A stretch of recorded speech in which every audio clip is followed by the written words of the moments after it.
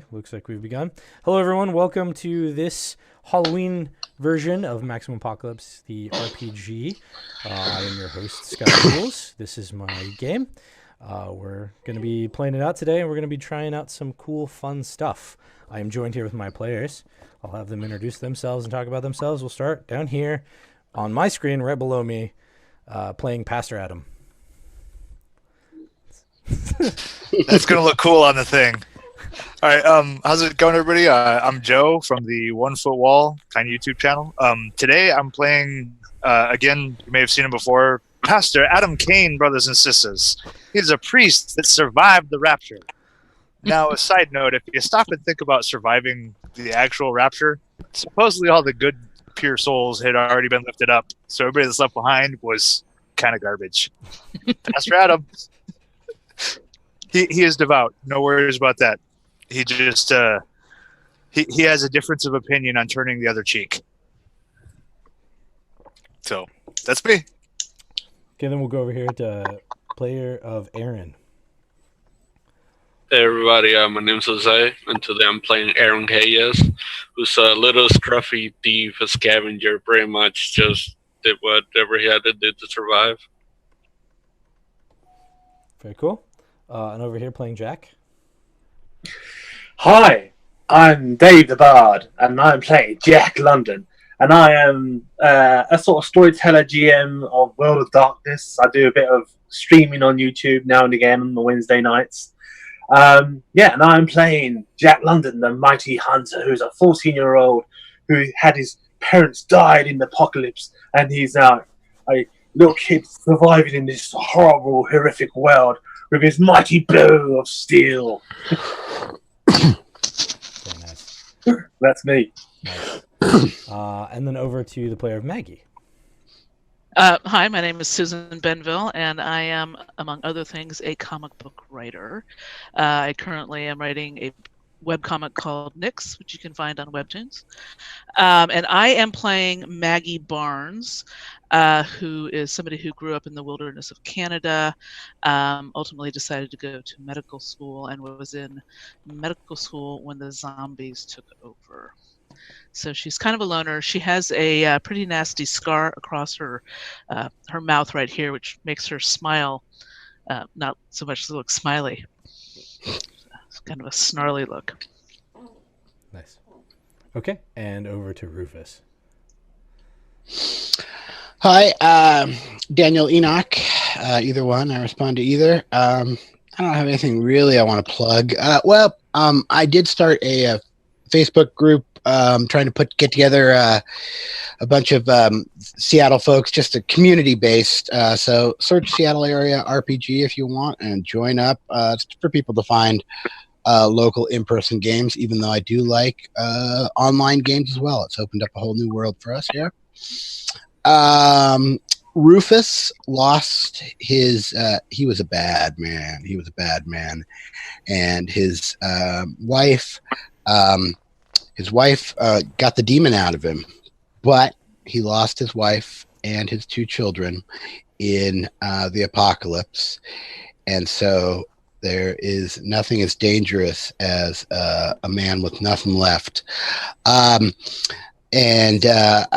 hoping to channel a little bit of Clint Eastwood from Unforgiven. So, a little story as a vignette. There's this one scene there where one character says, I don't deserve this. And Clint's character says, deserve ain't got nothing to do with it. So if you can think about one line to encapsulate Rufus, deserve ain't got nothing to do with it. Very nice. So the game takes place, this adventure will take place after the apocalypse has happened. All of you have survived an apocalypse, as you may well note on your character, whether it be zombies, giant monster things, or other stuff. Like the Rapture apparently survived it. So you've survived something, and that something has affected who you are and what you can do and what you know. But generally speaking, you know that there are all kinds of stuff that roams about the planet, and you, unfortunately, as a human being, are completely outnumbered by those various different things. So you have joined together in your ragtag bunch of people to survive this apocalypse. And your whole goal in surviving is to find food, shelter, and component pieces to rebuild the things that you have and maintain the stuff that you've got. So you scavenge and you hunt, and that's most of what your day consists of. Or you wander aimlessly through the wasteland, wondering what you're going to come across. Maybe a big dark tower in the middle of a desert. I don't know. That's up to you. And how you decide to play Maximum Apocalypse. This particular adventure is a Halloween scenario that I put together based on the up-and-coming, in the board game, because this is all based on a board game, the up-and-coming expansion called Clownpocalypse. So I'm giving you a heads up that there are clowns in this adventure. Anyone at home who's watching this may want to look away if you fear clowns. I'm going to try to do my best to make some scary clown laughter. It's just going to be me, no sound effects. It's just going to be me trying to sound like a creepy clown. Why are people so mean to clowns? They did nothing wrong. Interestingly, you can't see what I can see. I have the picture from the game of one of the clowns, and if you could see this clown, you'd be like, "Oh, you know what? That's a bad clown. I think that's a scary clown. I'll stay away from that clown." That's so stereotyping, so bad. You know what? People voted for it, so there it is, the Clownpocalypse. Okay. So after several days, after traveling for almost an entire day on the long and dusty gravel road, so you guys are wandering. I'm just going to throw it out there. You don't have a base location. You're wandering. Hope it didn't railroad too much. Hope nobody has a problem with that. But you're wandering through the wasteland, and after traveling for almost an entire day on the long and dusty gravel road that used to be some kind of freeway or highway system, you round a large hill and find that there's a valley below. And in that valley is the steel skeleton of a large Ferris wheel. And the humped, sorry, I'm trying to read what I wrote. The humped wooded ridges of a dilapidated coaster ride.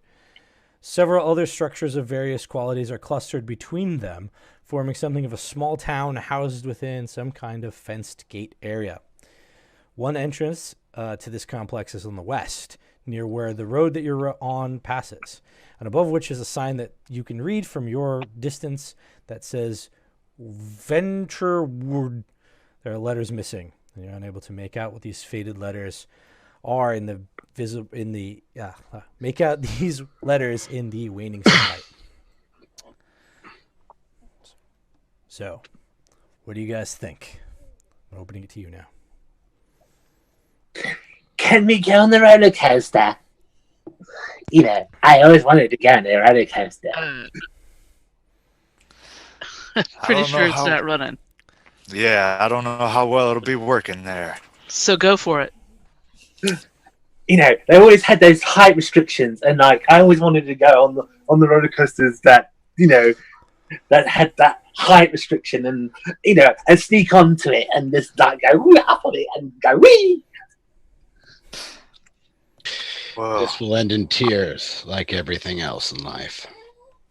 As long as we can find a plate of food there, or maybe some supplies to keep us moving along down the road, I think the Lord will shine right down nice and fine on us. You know, it's a look. It's probably been picked over pretty good, but why not? At least it looks like there's a couple of shelters down there we might be able to sleep in, or I don't know, some scrap metal or some scrap parts to patch up some of these, maybe add a little armor to this jacket of mine. Well, who knows? They might even have an old cotton candy machine here. That might be some good grubbins. I doubt you want to eat that at this point. No, really. Go for it. Cavities. Yeah. Okay. Yeah, so you guys have already sort of hit on all of the topics. There is the possibility of prepackaged food there. You just get that feeling based on that it's some sort of amusement park. So there's some stuff. So how do you guys want to approach? There's a parking lot on that road between you and the gate, and it looks clear. Just some drifting sand and some baffles that stop any vehicles from going actually into the park. But otherwise, it looks completely empty. So there's Any chance no. we can scan it with some binoculars or something before we head all the way in? Not Yeah, that I have absolutely. any. If anyone has any binoculars, you can certainly pull them out and sort of check around and see what you see. I think I gave myself binoculars. I rely on the vision that the good Lord himself has given me. That perfect vision. All right. So, Try All to right. plug for Joe's game. It's good. Yes. Rufus. okay. So I've got what I've got here in my items on the second page, right? Correct.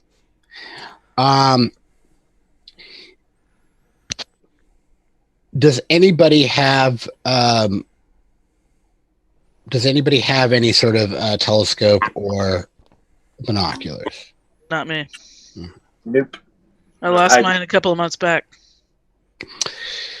So I want to get a lay of the land. I've Mhm. got relatively good. This is when I'm metagaming here a little bit, but I've got relatively good perception. Mhm. Can I do a once over? Yeah, for sure. So in this case, you just roll your perception. The binoculars will give you advantage over the distance, but you can still look at it, and you're not going to be at. Is there disadvantage. any kind of like aid or support that other people can do, or Sure. So this has never been done, but there are teamwork rules. But no one's ever tried to right. joint perceive something. But if you wanted to, that's fine. I'll tell you how it's done. Essentially, you would choose a primary actor, whichever of you feel has the better of the perceptions. And then you'd have the secondary actors, whoever wants to participate, would all roll theirs. And we would look at your degrees of success. If for each degree of success, you add a +5 to that primary actor's roll. And then whenever we get all that numbers, because if you fail, it's a -5. So we just do some sort of calculations over how that would work, and then we throw that into the other person's roll. Oh, that's interesting. So a lot of game systems, you can only help. But this one, if somebody's sitting there and they're gabbing in your ear or whatever, they distract you. That's nice. I like that. That's nice. Yeah, failures actually do affect. So if you're like, oh yeah, I'm gonna throw in, but then you like fail horribly, you critically fail, for example, you're just like, oh hey, check out what, oh sorry, I didn't mean to like throw you off while you're trying to look. I would help because I'm a hunter and I know how to look for good prey. For sure. Okay, so is there anyone else that wants to help? I'll roll. Okay, cool. So who are we gonna choose as the primary actor? I'll help also. Okay. Oh well, I think I'm still down for letting our gunslinger do it. Okay. Yeah, that's me fine. too. So you guys roll Keen the eyes of secondary? a shooter. Yeah, the steely-eyed glare. You got it. We'll see how it goes. I don't have pens. I have one question here. Yes. And I'm okay playing it out the way it is, but it shows me as having a P in crafting, Uh-huh. which is at 55, an S at perception, which is at 55. Shouldn't they be different? Or is it because of my crafting tools that gives me, or is it just a typo on the? Because my tracking is P at 50, my crafting is P at 55, and my perception is S at 55. Just play it with the scores that are there, and they may be miswritten down. Yeah, just play with the scores that are there. I'm guessing I probably screwed up, but No problem. in the process. But that's fine. Just play with what's written. All right, so we should have all the people who assist roll first, and then. Correct. Yeah. All right, so I rolled a 24, which is a great success. Cool. So we got Oh, great. nice. I 58. Hold on. So +10. You got a 58. Yep. And you're Bobby. So let's look at your character sheet. So under your perception, you have a 55. So unfortunately, you failed. Yep, I failed. Okay. I got 12 on mine. You got 12 on your roll. Wow, nice. Wow, that's a really good roll. And your perception is 45, so that's basically great. So that's a +10. I just got a standard success, but I have a little special ability. I am trusting, and I add a total +10 for the degree of success instead of the regular 5. That's true. Thank you for reminding me. So, teamwork bonus. Cool. Nice. Where would I see something like that? It's under the special abilities, which is the bottom of the first page. Cool. Lower right-hand corner. Yep. Yeah, I get, because I'm trusting with the ability on teamwork, I get to add additional bonuses to that teamwork roll. So Little extra fun bit. So for you, Rufus, by the way, I figured out what happened. It is actually supposed to be S in front of that skill, because you're a scavenger, and the two things that you have skilled should be. Wait, am I Crafting a perception. Yes, it should be. I'm sorry. It's crafting and perception. Yeah. Yeah, of course. All right. And he has crafting tools, so it makes sense. Okay. So, do we have? I wasn't worried about it. I just wanted to let you know because I caught it while we were here, and I was going to move on. That's fine. So you have a plus 25 to your roll. Nice. So minus 25, right? Oh, sorry. Yeah, minus 25. Yeah, No. It's plus 25 to that threshold number. So you have to roll. So your number is 55. So you have to roll below 80. 80. Then plus 25 to each one, right? Okay. Because for the Yeah. So it's plus 25 to everything, basically. Yeah. Well, it'd be 80, so it becomes 40, becomes 20. And then, so I've got this, and then if I was using advantage, this is what I'm going to be using. Correct. Well, you can't see very well. Black and a white one for my advantage. Got it. Well, smoke gray with red here. All right, so I'm going to drop those. 22. Okay. So you got that would be a great success. Amazing, right? No, it's not amazing. It's great because 1/4 of 80 is 20, so it's just above that. So it doesn't add 25 to every number. It would add 25 to the first number, then it would be like 12 to the second number, and then 6 to the final number, right? 6. Okay, so that would be my 18 is my amazing success, and then all right, yeah. So, but great success, anyways. Yeah. Scanning. People are telling me little bits about what about there? What do you think about that? And I'm like, that's not. There's a shining thing on this ridge over here, etc. Yeah. Then they go. Oh no, that's very important. Thanks. So. Yeah. What do we get from that?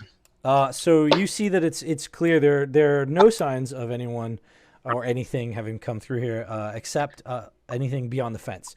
There have been some animal traffic, it appears, leading up to the fence, but nothing inside the actual park itself. There haven't been people in a long time, it doesn't seem. So everything you see is just some small animal tracks like raccoons or something of that nature, but it doesn't go beyond the fence, like it doesn't go into the actual park itself. But you see no activity inside the park, nothing moving aside from flaps of random cloth hanging on poles or things like that.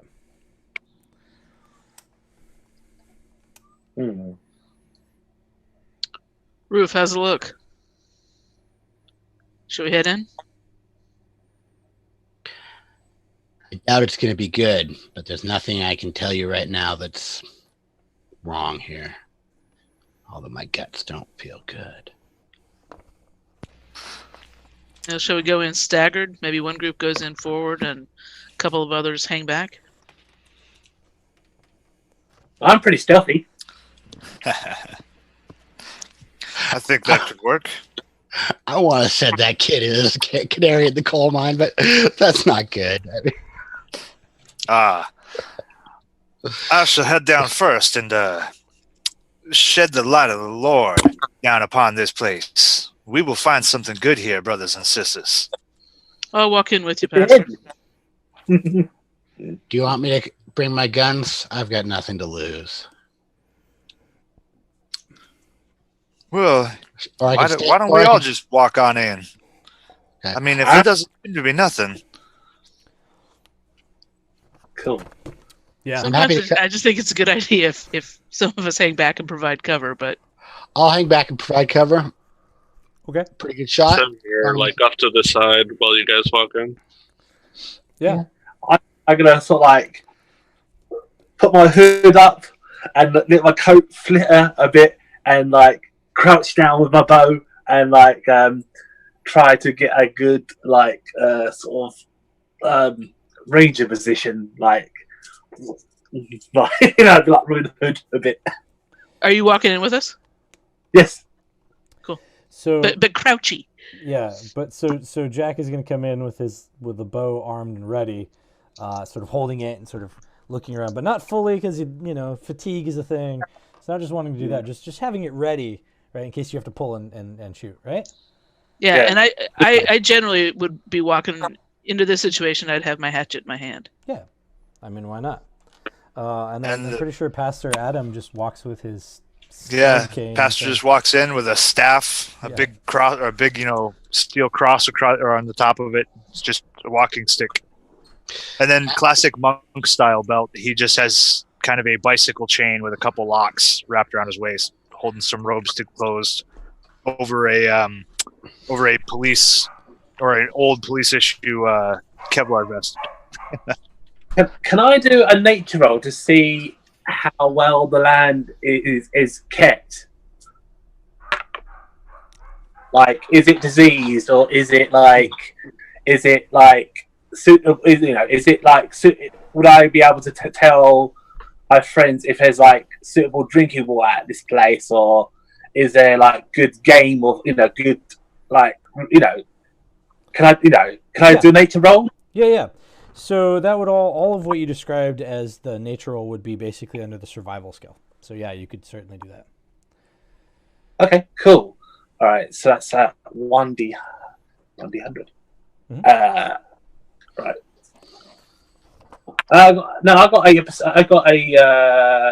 I'm specialist at it. I'm a specialist at this. So would I get advantage, I guess, or how does that work? No, so in this case, you wouldn't get advantage unless you had a special ability that says you get advantage in survival skill all the time. Like the veteran has an ability that gives him that.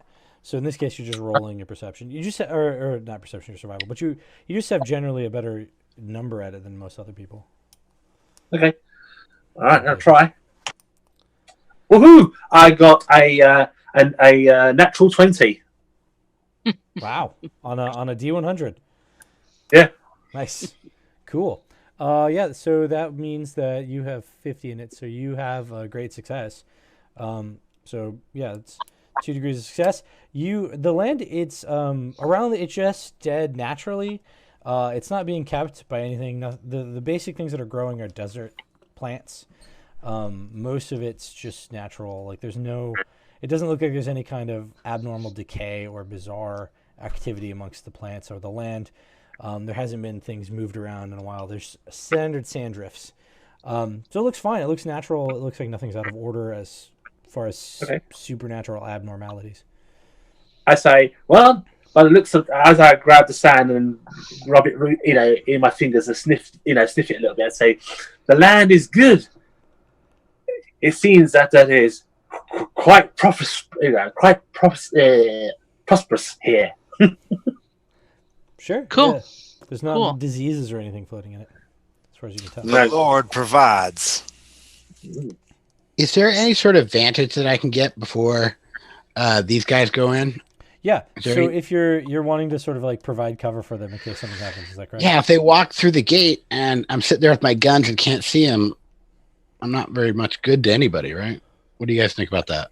I think weren't we on a hill or something? Mm-hmm.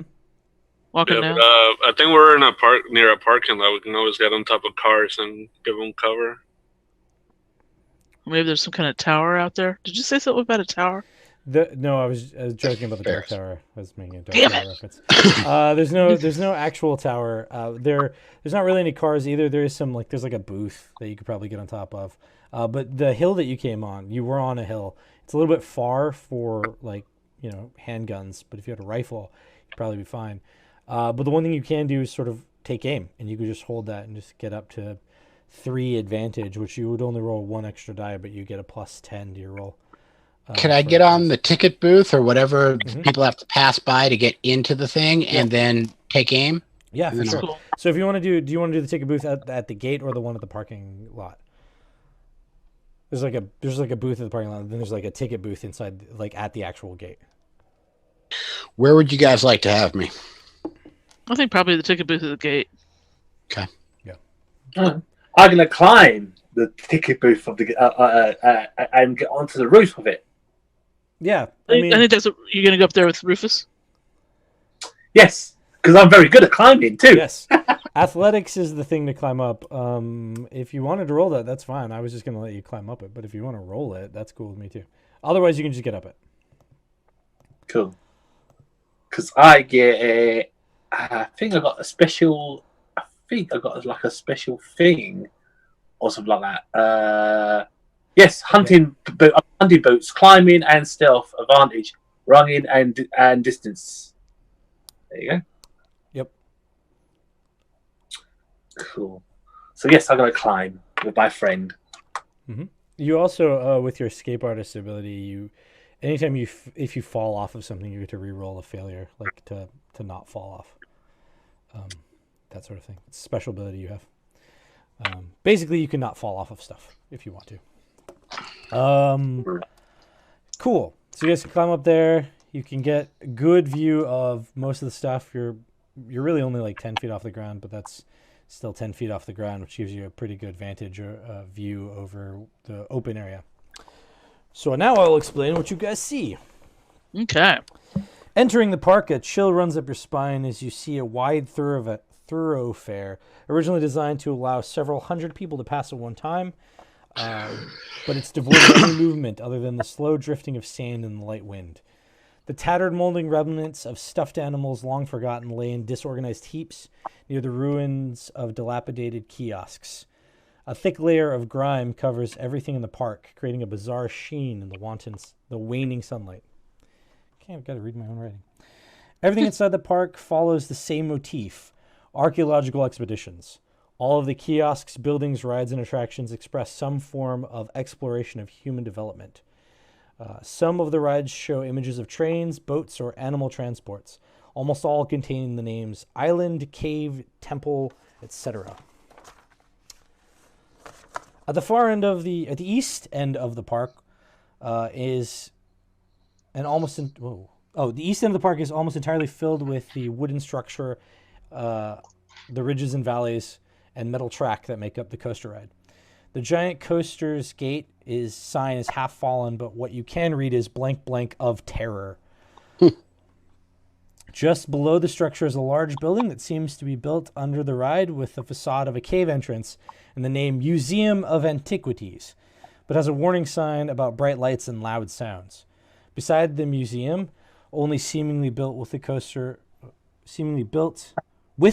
ride coming dangerously close to it, is the large wheel labeled the Observatory. Looking around, you see very few signs of any activity, even animals, throughout the park, lending even more to the idea that there might still be undisturbed things here inside the park. However, based on the height of the sun, you realize that you only have about an hour before the light will be gone. Do we see any like concession stands anywhere? Yeah, there's kiosks all over, some of which seem to be selling foods, according to like the signs on them, from what you can tell.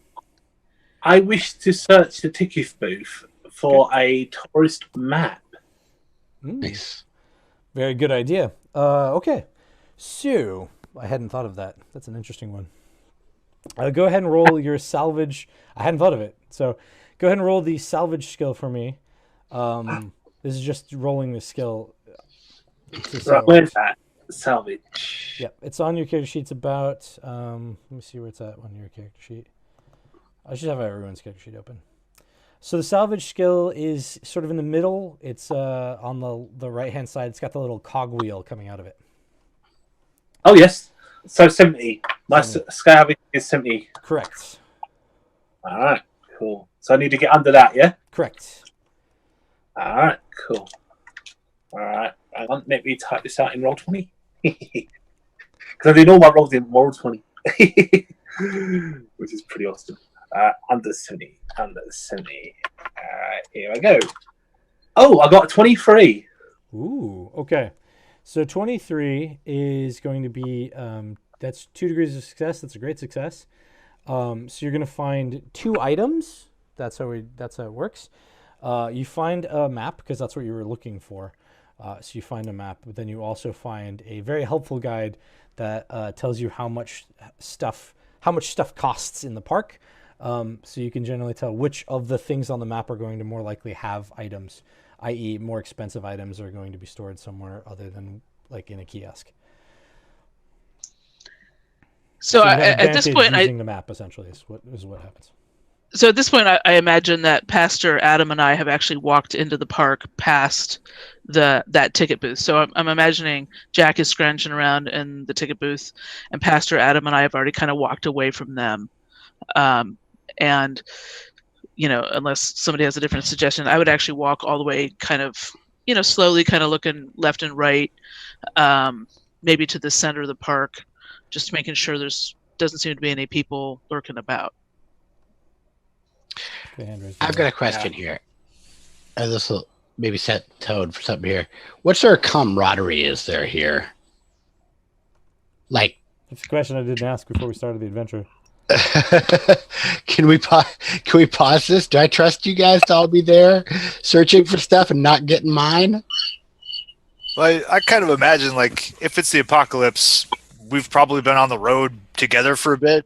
However happenstance we managed to meet along the way. Like, I kind of figure it would be at a point where, the strength in numbers kind of benefit of the group, where, hey, if we find food, we're all kind of eating, kind of a camaraderie. You always see the best in people, Pastor. All right, cool. I'm cool with that. I just didn't know what the setup was here. So if we're like maybe saying we've been together for a little bit, there's some community here, I'm cool. It just struck me that, wait a minute. Right. I mean, I'm not saying like necessarily, everybody is like, rock solid friends. Like, No. But that strength in numbers benefit of the group kind of thing definitely still. I'm good with that. Yeah. I mean, I got that impression from the way that Scott described. We've been traveling on the road for a bit. And I certainly think that the pastor is probably the least trustworthy of us all. Yeah, they always are. Anyway, but like I say, I say also like, hey, I found the map and I found information of all the weird prices that these things have. Some of them look quite expensive. Maybe there could be really good salvaging, or perhaps good for trade. What do you think, my respectable elders, as he sort of says to everyone? Can't eat money. No, but you could probably trade these like items for something. That is true. The Lord does work in mysterious ways.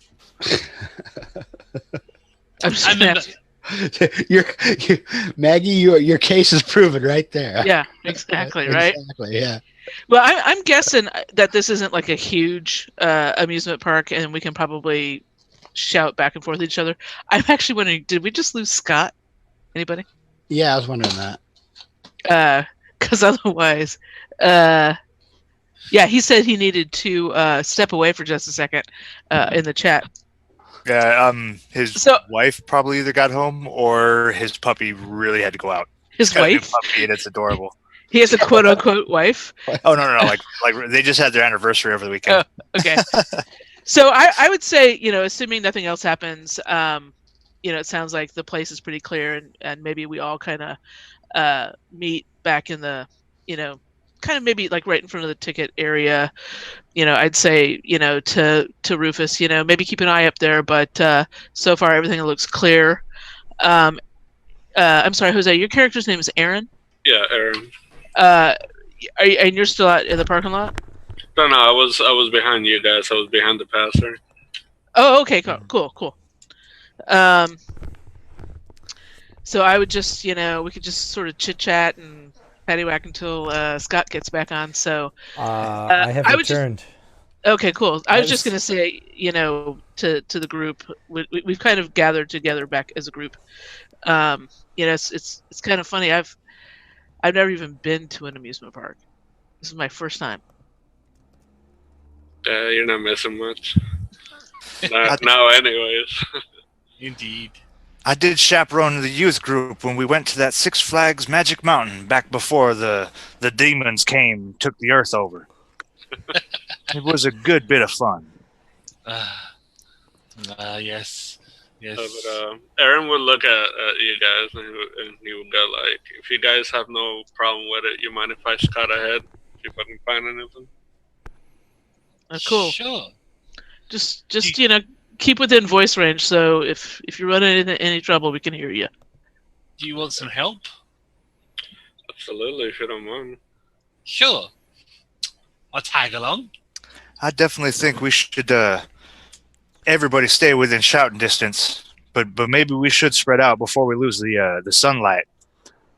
Hey Jack, let's take a look at that map and see what you got going on there. All right, sure. Jack passes the map over. Hopefully, you can read it better than I can. I'm literate, so I can't really read that well. My mum and papa didn't really teach me that much when they died. So hopefully you can read it better than I can. Okay, so I take the map and maybe look at it with the pastor or something. Try to figure out which are the key. I think the key thing for us is to find some food and maybe a place to sleep tonight, and then we can get to do some serious scavenging in the morning. But let's take care of some shelter and some food right now. Cool. Seems an excellent plan to me. So Should I come down?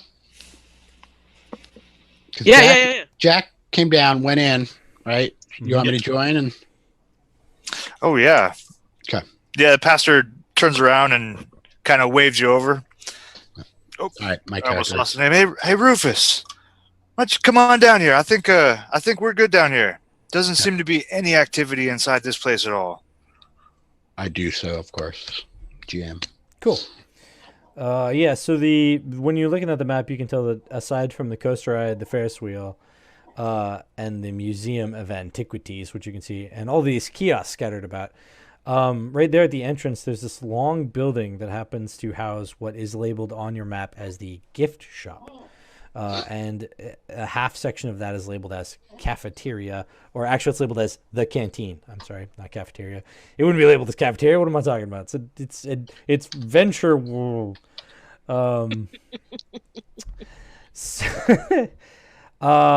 and so there's that main building there, and then there's a series of kiosks, and then areas that are labeled staff only on your map, which are parts of rides, a couple of buildings that you can kind of see when you look around to try to cross-reference the map.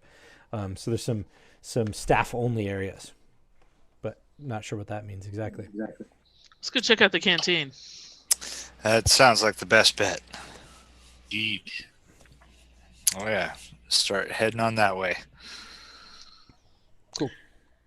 And I think okay. I would just holler, if Erin's not with us, I think I would just holler back, hey, Erin, we're going to check out the canteen. Got it. And he will head to the gift shop. Okay. So you guys are basically going in the same building. You're just going in the first half, and they're going in the back half, essentially. So you're basically heading in the same place. With the map, where you guys already figured out. Never mind. I was gonna say something happens, but you already figured stuff out based on looking at the map. Okay. So you will spend roughly an hour, sort of meandering about, looking into stuff, trying to figure things out. Is that correct? Trying to scavenge, as it were. Sure. Cool. I would be looking for like a locked door or something, like a supply room. Got it. That's a perfect thing to be looking for. Why don't we go with you then, and then we'll come back to the others that are in the canteen, because there's some stuff that'll happen when they get there. Cool. All right. So Erin, you walk around the gift shop, and it's basically. Where's Rufus? Is he coming along with the canteen crew, or the gift shop crew, which I think is Erin and Jack? Where would you guys like me? Do we have like people who are more proficient? I mean, it seems like I should split with. If there's somebody else who's kind of a combat oriented, can I use the ass word? Somebody else who's kind of a badass. I would say everyone in this game, everyone's both a techie and combat person. It's like a combined thing. But the pastor has a big staff. The doctor seemingly is a doctor, and I think has some knives or A something. hatchet and a scalpel. Yeah, so there's that. But I have a bow and arrow also. right. These other two are, as far as I'm understanding, clearly using like bows and arrows, right? Erin, are you Yes. also using a bow and arrow? Like Jose, is Erin also? Yes, Yeah. I got a bow and arrow also. So these two have bows and arrows, right? So both of your people, like the two, Jack and Erin, have a bow and arrow with them. So essentially, if you're looking at it, they have some ranged attacks, and the other two are using close quarters stuff, and that's how it sort of breaks down. I'll go wherever. But, he's got a dark outlook on life. He'll walk into hell if needs be. can't be any worse than his life already is. I mean, essentially everyone's going to the same building, so if you wanted to do like a kind of in between, so you can respond to either way, that'll work too. Like Okay. Yeah, in I that mean, halfway point. I assume we can all kind of see across this whole room. Just Yeah, that it's just a big one building. side- It's like a little end, like an Yeah. area that sort of divides them, but they're not really like separate. Okay, I'm not a great just metagaming here a little bit. I'm not a great scavenger or anything like that. I'm good at crafting stuff once I get my hands on stuff, so I would say I'll stand here, holler if you need fire support. There you go. All right, cool. So doing a kind of Overwatchy style, we were in between the two and ready to sort of respond either way. Does that allow me to do the take aim thing where? Yeah, I would have you pick basically which team you're taking aim toward in case they get attacked, but otherwise you could respond. Okay, to it, I guess. That's how that works. Okay, cool. Because you can't take. Still got, I guess you could if you were dual wielding take aim in both directions, but I don't know how that would work out when you actually fired. You got to hold your guns really cool like that, right? Yeah. no, I still got my bow in my hand, and now and again I just like pull the string now and again, but type thing with a loose arrow in it, type thing like Robin Hood a bit, like tense it up a little bit, then relax, and then move somewhere else, tense it again, type thing. Yeah, You're exhausted. make sure that it's still tight. Yeah. Yeah. Just, I'm 14. I got energy like a Bloody 14-year-old. like a 14-year-old. Yeah. Yeah. Okay, so the gift shop area is full of just a bunch of random stuffed animals and little trinket toys. Everything is labeled with the park logo, and has the it says like Adventure World, right, which is the name of the place that you've finally sort of figured out. Everything has the label on it, and everything has like price tags of numbers that you remember from the pre-apocalypse time as numbers that meant something, but since money doesn't matter anymore, who the hell cares? But why don't you go ahead and roll your scavenge for me, Erin? Can I find out what other people's scavenges Or are, just so I salvage, can sorry. get an idea of what a decent scavenge is in this game? Sure. So the salvage numbers, if you guys want to just share them, that's fine with me. Mine's 42. Mine is 70. It's 40. Did you say 40? Yes, 40. And Pastor Adam is apparently 67. Yeah. Oh yeah, so I typed it in the chat. Yeah. Yeah, I'm 37. I'm the low. Yeah, so yeah, for sure. You're I'm on the low not end, yeah. not very good at this. Perfect. All right. So it I'm sounds sorry. like I you're- thought somebody said they were 70. Is yeah. that right? So, That's so me. so Jack London has a 70 in salvage. Okay. All right. So we're split up pretty good. Salvage is one of the stats. So the counterpoint to salvage would be like tracking to find food. So if you have a high tracking, then you're like, well, I'm still okay. I can Right. hunt things in the wild and eat them. Right.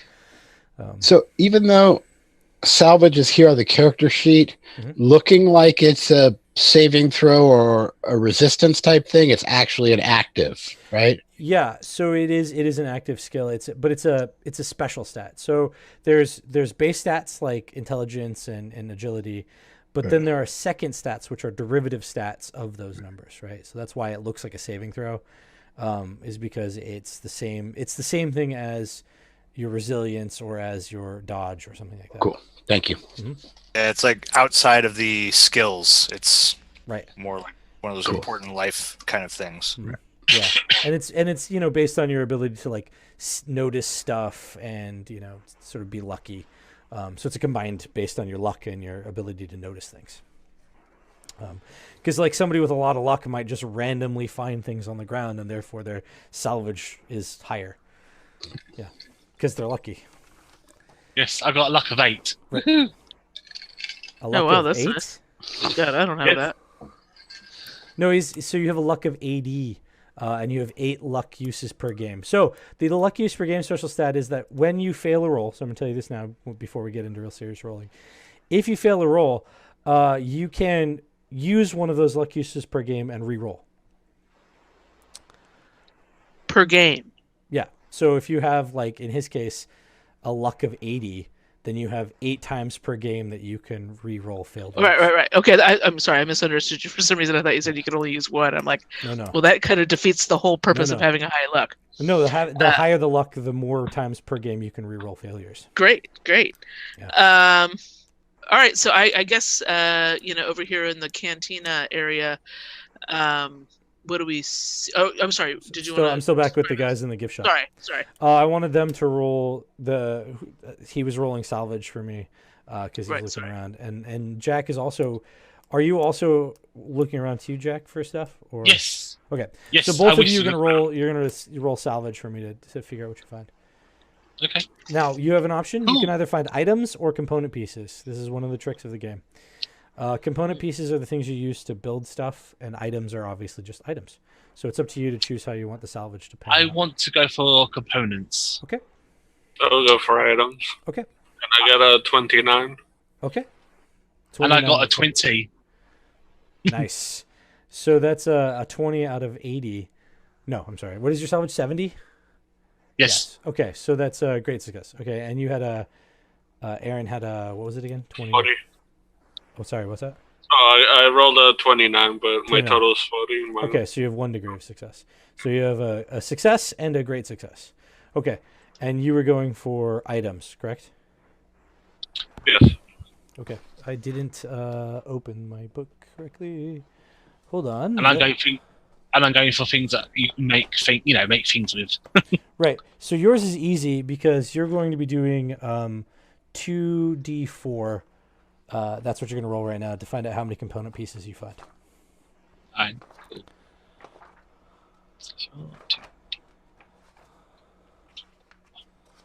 And then I'm going to find over here. And the nice thing is component parts are just generic. So if you're trying to make something out of clothes, I find 6 pieces. Cool. So you have 6 component pieces you find by scavenging around, which are useful for the crafting skill that we were talking about just a little bit ago. And or whatnots. Let's see. I'm trying to find the random salvage chart. I'm sorry, I can't find it for some reason. I didn't put it in an easy to find location. Note to self. Move it.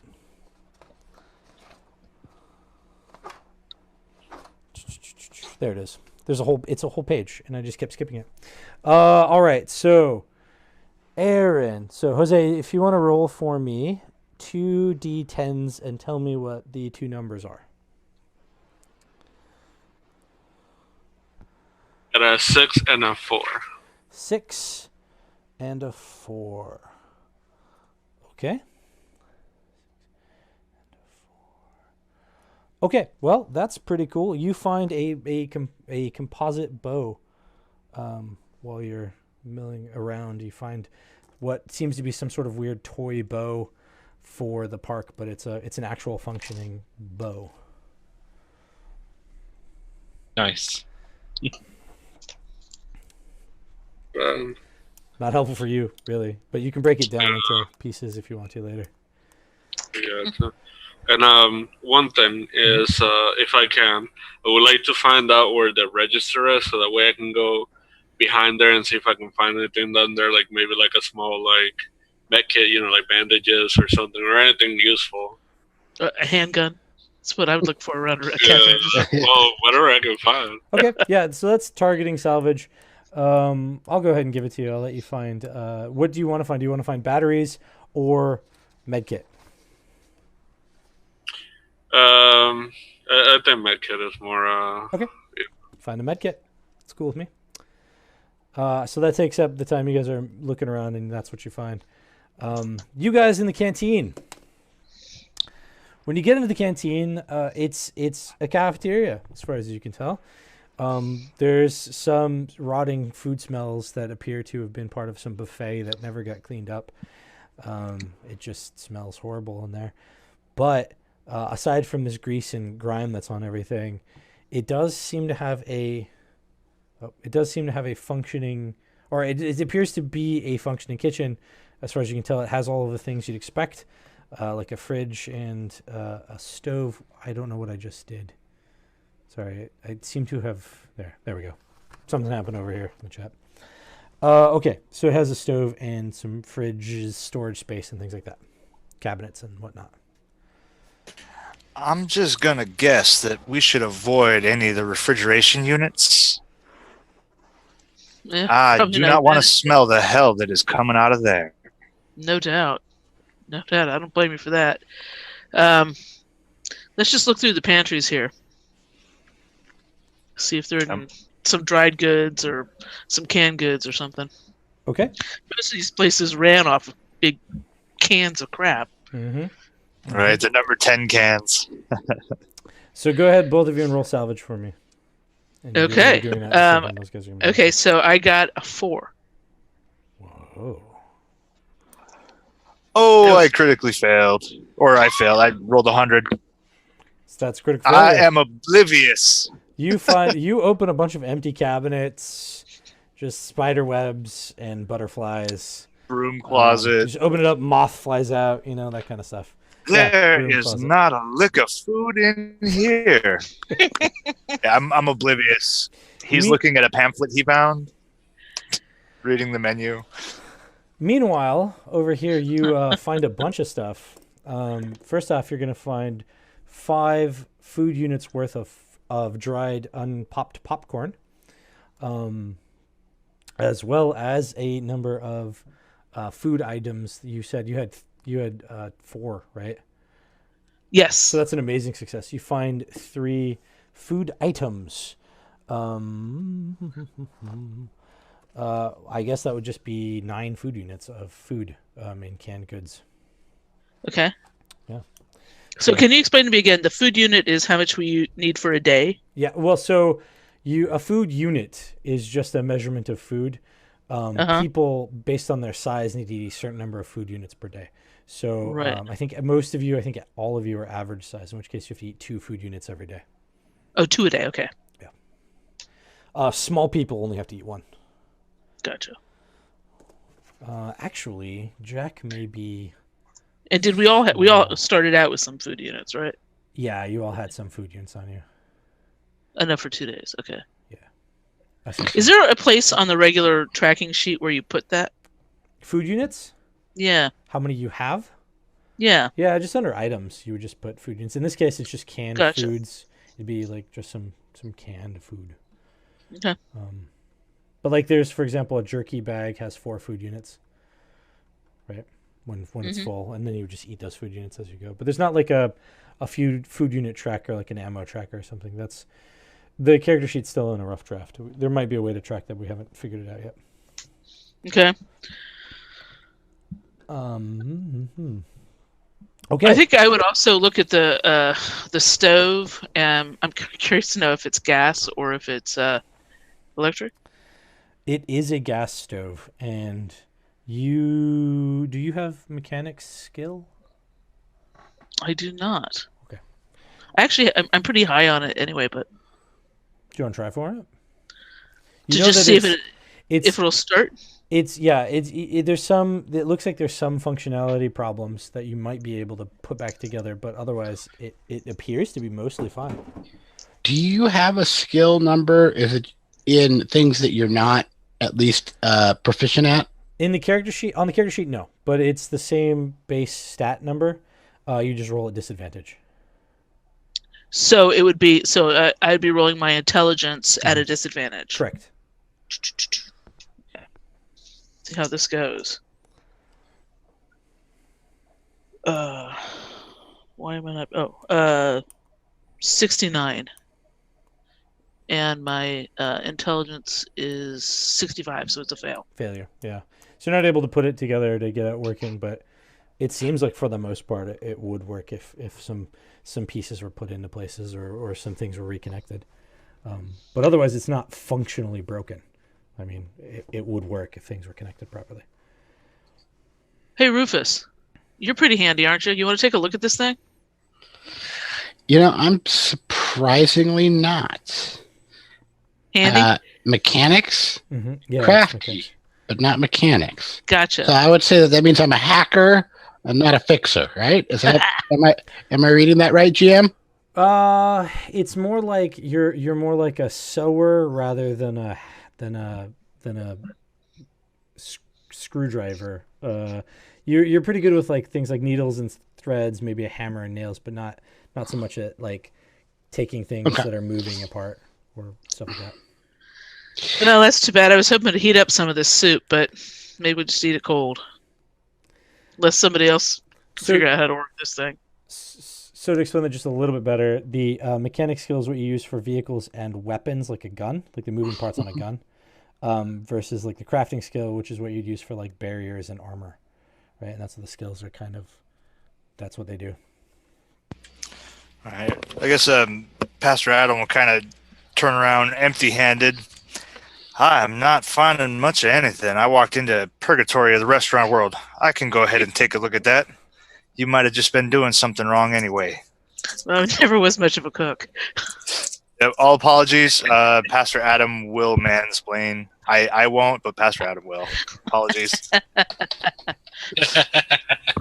I lost 10 pounds once when my microwave broke. I actually fail by 4. With disadvantage, I rolled 54. The other one would have been a 4. You know what? I'm gonna spend a luck use. I'm gonna spend one of my luck and re-roll that. Oh god, no, that's still a fail. Not 100, but it's still I still fail. You failed on a luck use roll? Uh-oh. Dun dun dun. Right? As you're trying to rework I failed on the re-roll, yes. As you're trying to rework it, because failing on a reroll counts as a critical failure. It's essentially the same. So as you are trying to rework it, you end up breaking something off, and everyone outside hears this ping, ting, ting, ting, ting, ting, pink, and something falls to the floor. See, now, if you hadn't messed with it before I got over here, maybe this wouldn't have happened. Expletive, you, pastor. No need to take the Lord's name in vain, sister. Well, maybe you should have invoked a little god before you started messing with the damn stove, okay? And with that, I'm gonna kind of stomp away into the gift shop.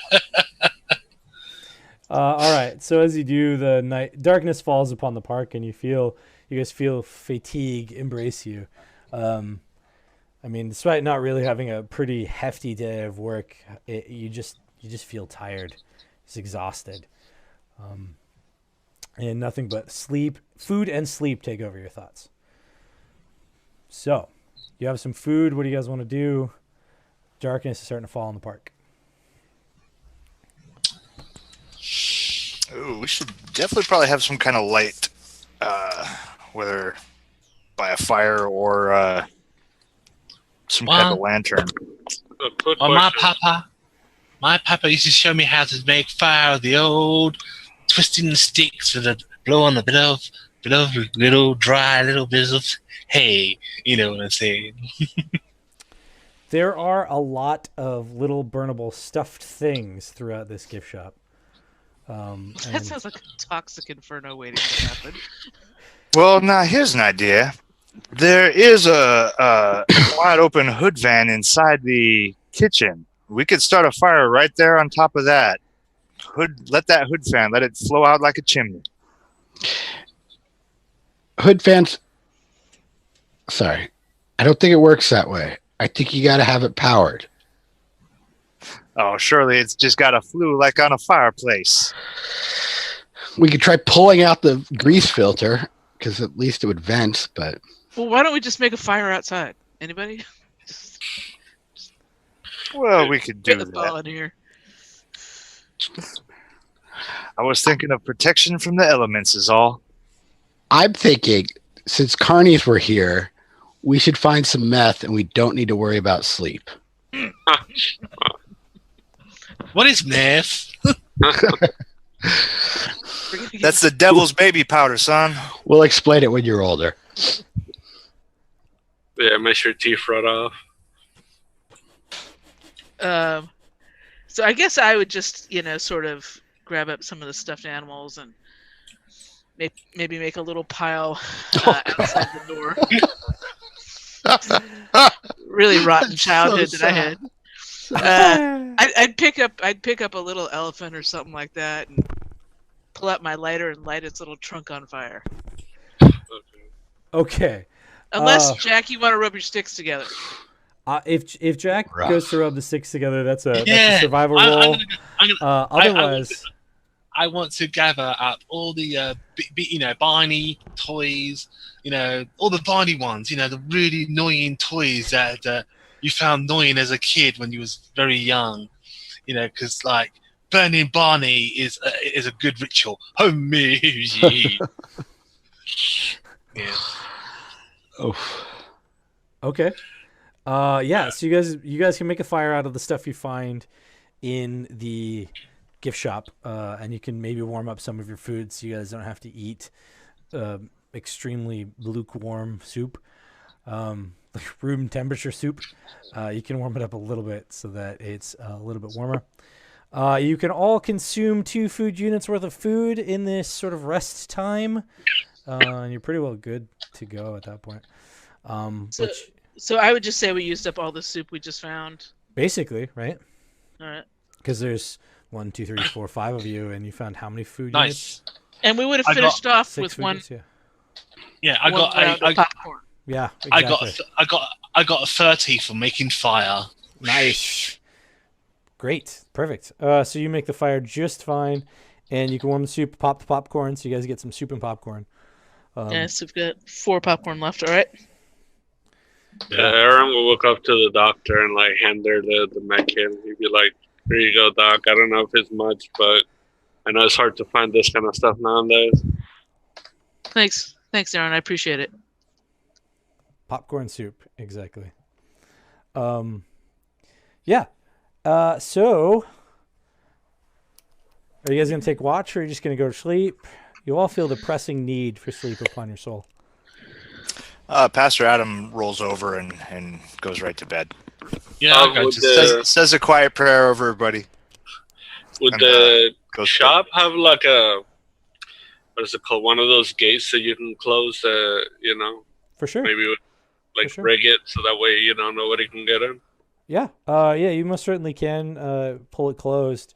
In the case of rigging it, that would be a crafting roll to sort of like wedge something in there and jam it so that it can't be opened without like actually putting effort into it.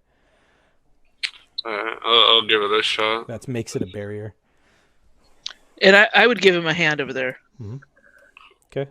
So you'll roll your craft skill, and then your degrees of success will be a bonus or negative. Is this a barricade that you guys are making of some sort? They're making they're making a barricade. Yeah, they're making a barrier out of it. It's kind of that, like that. I imagine it's like kind of one of those accordion doors like you see on the street.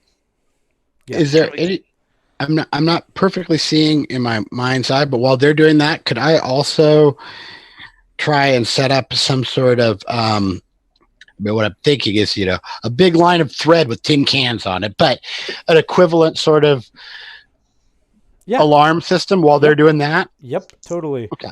So you guys will spend an hour basically doing that, and you can totally do it too. That's crafting as well. All right. So anyway, I got a 53. Okay, I 53. got a 12 of mine. So hold on. Your 53 is how many? Is it a success or a failure? It's a success. Sorry. Okay, just one success, or is it? Yeah, Is it, one. okay. One. So Yeah. so Jose said you would add 5 to Erin's threshold. What was your crafting number originally? Your craft skill number. My crafting is 45. Okay, so it'd be 50, and you got a 12. And I You said? roll a 12. Yeah. That's the exact number you needed for 3 degrees of success with her assistance. So essentially, they're going to need to. It's an amazing success on the barrier. If something were to come along and break it, they're going to have to either get an amazing success on their first try, or they'll have to do 3 tries to break it open. So you guys get some time to take them, to deal with them before they would get through. So I think there's 5 of us. I'd be up for just sitting 2-hour shifts, a 2-hour watch. How much sleep do you have to get in order to be rested? It's between 4 and 8 hours. You get 4 hours. It gives you back some health essentially. So every 4 hours you get health back. So 4 hours is essentially a watch period. Okay, well I'll take a watch. What's a critical failure? When you roll 0, 0, 0, or 100. My alarm system is crap. But it's not 0, 0 crap. Right. You just didn't get a success, right? So you failed at it. Is that what you're Yeah. saying? So basically, it's just like a bundle of strings that appear to be doing something, but But they're not. they're really not. They're not even like half. They're not even really crossing each other. They're like crossing each other, and like there's a gap between them, and like so. Now, some kind of string system. Just for my curiosity of the system, how would you roll that a character made? Because like right now, I'm sitting here as a player, knowing that my alarm system didn't work when I wouldn't necessarily know that this happened. It's a question How would of you play? whether you would know about it or not know about whether or not. It's Well, I mean, working. I'll be a responsible role player and pretend that I think my character does. But how would you do something like that hidden in this game from the players? I mean, you can think about this in, post-game wrap-up. We could talk about that. Yeah, but anyways. Curious. Good question. Yeah. So, like, you tied off the string and you think it's set up to work, but it doesn't. Right. I mean, I'll be a responsible role player and I'll pretend that I know, right? Right. But, No, but that's cool, yeah. No, because you're right. Because there might be people like, oh, I'm gonna try again. You could actually. This is where that luck use per game thing comes in. You can try to re-roll that failure if you want to. Yeah, with my 2 luck, I think I'll save them for right now. Probably smart. With that low of a luck, you're like, Nah. Okay. So you guys set up. Maggie's gonna take first watch. Yep. Everyone else gets to go to sleep. The pastor's been asleep, rolled over and started sleeping while these before guys they were even working. started fortifying. Got it. But on the other side, he does wake up very early. It's still kind of ingrained to have to wake up and get the sermon ready for the church. Got it. So he's probably going to take the last watch. Got it. All right. So everyone else, are you guys going to sleep? I assume you have the opportunity now, so I assume that you will. But is there anyone who's going to be like, I'm not going to sleep? Not I'm definitely going to sleeping. sleep. Okay. I'm sleeping. I'm 14. I need my sleep. Okay. I'll take a watch here, but since the doc seems pretty on it. I'll wake you up in a couple hours and you can swap out. Perfect. Cool. All right. So everyone goes to sleep. Doctor, you have to roll for me a resilience roll, if you would. Oh, crap. That's one of my very, very strong suits right there. Oh, wow. I got a 5. 005. All right. Yes. And my resilience is 35. Okay. Cool. I'll get back to you later. Wow. Scared me there for a minute. Well, I mean, I could have made it a worse thing, but I didn't because it wouldn't make sense. So for the rest of you, so Doctor, you get to be out of the equation for a moment. For the rest of you, after several hours of sleep, you find yourself suddenly awakened by loud music being played over the park's sound system, which you guys didn't get working, so you have no idea how that is even happening. But you find yourself suddenly awakened by orchestral music playing something very strange. I'm gonna get it playing in the background over here for those at home. But it seems to be some kind of organ music with some accompaniment. With a loud click, all of the lights in the park come on, and you find yourself, oh, by the way, I should have clarified, you're not laying inside of the building anymore. You're out in the thoroughfare, and everything is cleaned up and clear when you wake up. The lights come on, and the entire park is just lit. Everything you saw from before, all of your exploration that revealed that the park had adventure themes, it's now gone and different. In fact, everything seems to be related to clowns and this giant tent that is built up where the roller coaster was. It's you guys, and your doctor's not with you. Oh no! Father, what the hell's going on? I was just about to ask the same thing. Where's the doc? Anybody see her? What is going on here? I pinch myself to see if I'm still awake or asleep. You pinch yourself? Yes. Okay. Yeah, there's pain. Okay. Ow. Yeah. Well, it's definitely not a dream. She's definitely gone. This is the work of demons. They still haven't left this world. Pastor stands up and, firmly plants his staff, displaying that cross. Behind you, around the fence, you notice that everything is just dark. There doesn't seem to be.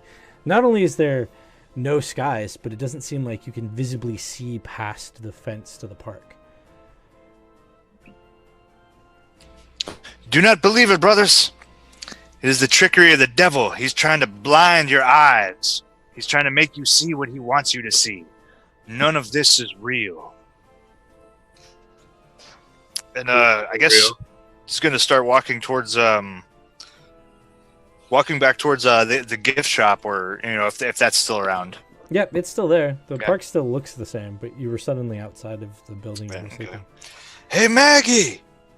Kind of calling out, looking for her. Sister Maggie, where are you, girl? There's no response from inside of the gift shop. Is there any tracks of struggle or dragging or anything like that? Nope. Nothing. Nope. And when you get to the building, you find that barricade that was built is not there anymore. It's been pushed back. The gate's back to being open. In fact, there's no signs that it was ever moved at all. Oh my. What should we do? I'm scared. She's been taken somewhere. But where? Guns drawn, obviously. Both. Should be obvious, but I'm going to explicitly say it. Yeah. I think wherever we go, we need to stick together. We can't allow our numbers to be thinned. There are wolves among the sheep, my children. Can I try and track her? Sure. So you're basically going to roll tracking, right? Yeah. Your usual cowboy looking at the... Would I be able to give him a hand? Yeah, you guys can both help out. I need to taste the animal spoor. Lick the ground and whatever. So go ahead, Erin, why don't you roll your tracking, and then we'll find out what you add to Rufus's roll. I can help as well. Can I help? Yes, you can. I rolled 33 and my tracking's 45. Okay, so degree of success. See if I can help out. My tracking is 55, I think. Wow, I got 16. I got 16. Yeah, we should have had you actually do it, but all right. Yeah, so that's 2 degrees of success, so plus 10. So it's plus 15 to you there, Rufus. 12. Is what I rolled. Mm-hmm. So that means I have to divide 15 by 3 and add that. No. So don't worry about it. Just what was the total? What was your number? Because I have a quick reference chart. It's an appendix. 12. Okay. No. What was your stat itself beforehand? Oh, 50. 50. Okay, so it's 65 is your target number, right? Because you're adding 15 to that. And then you rolled a 12. So being that 65 was your target number, your numbers become 32 and 16. So you got less than your amazing success. You got an amazing success. Right. Right, because of their help. I might have done it anyway. Well, regardless. Thank you, guys. I mean, we did well. Right, yeah, you would have, with a 12, you would have nailed it anyway because a 50 is 12, right? So you would have got it either way. But that's how it works. So it adds to that threshold number. That's extremely important when you have things like you rolled a 40 like you rolled a 51, right, on that roll. You would have failed, but because of their bonus, Right, you succeeded. Right. So it doesn't. When it gets to that lower end, I've got the quick reference sheet to be able to help you figure it out. Not a big deal.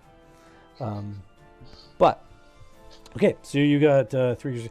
Even with this amazing success that you've got on your roll, you can see no signs of her. You do see signs of small feet, like children's feet, in the sand around the park. And it seems they're moving all over the place. Like no real clear definition of their movements. They're just like they've been doing it for a long time, and it's been all over the place.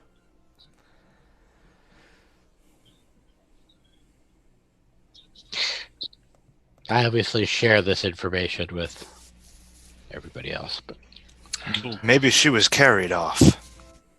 Indeed. All those small feet everywhere. Some Lord of the Flies kind of horrible children around here. Unbaptized, no doubt. Oh no. unwashed and unbaptized. Ooh. Right then, a sound squelches over the speakers to the park, and you hear a voice that follows. It says, "Come one, come all, step into the big top and try your luck at games of chance and fancy." Oh dear. Sounds I'm pretty... definitely getting my bow out at this point and staying behind the father. I get my bow out ready. So, Maggie, you are Yes. hanging out in the gift shop, and these people are all sleeping around you. Everything's fine as far as you can tell throughout the couple of hours of sleeping that they've been doing. After about 2 hours, you start to feel uneasy. Roll for me your resolve special stat. Okay. I haven't tried to wake anybody up yet. Not yet. It's only 2 hours in. Ooh, that's a fail. Okay, so for whatever reason, you feel incredibly uncomfortable, as if you're sort of being watched, or like there's something in the room with you. But looking around, you don't see anything. You just feel this uncomfortable feeling.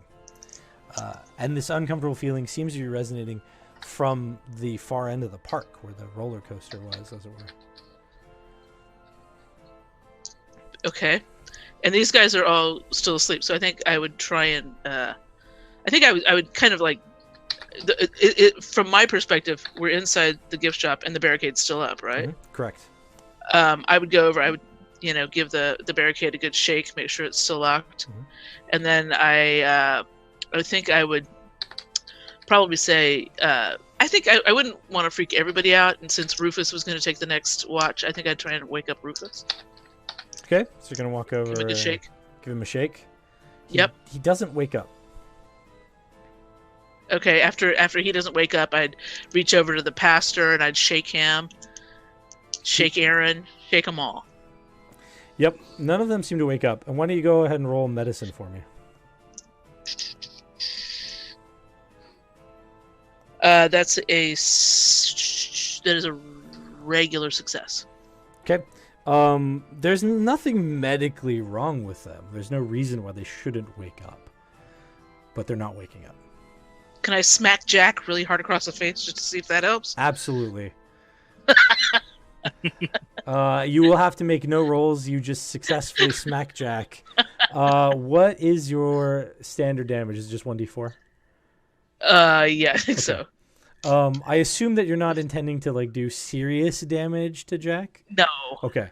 So we'll just go ahead and make it like no real damage actually gets taken. Maybe 1, but that's not important right now. Okay. Because it's not going to be a factor at the moment. Anyway, Okay. You smack Jack extremely hard, as it were, but not so hard as to break a nose. But Jack just doesn't react to it. Wow. Okay, I'm yelling at him. I'm cursing at him. I'm wake the fuck up, all of you guys. Come on. What's going on here? Make one more resilience roll for me.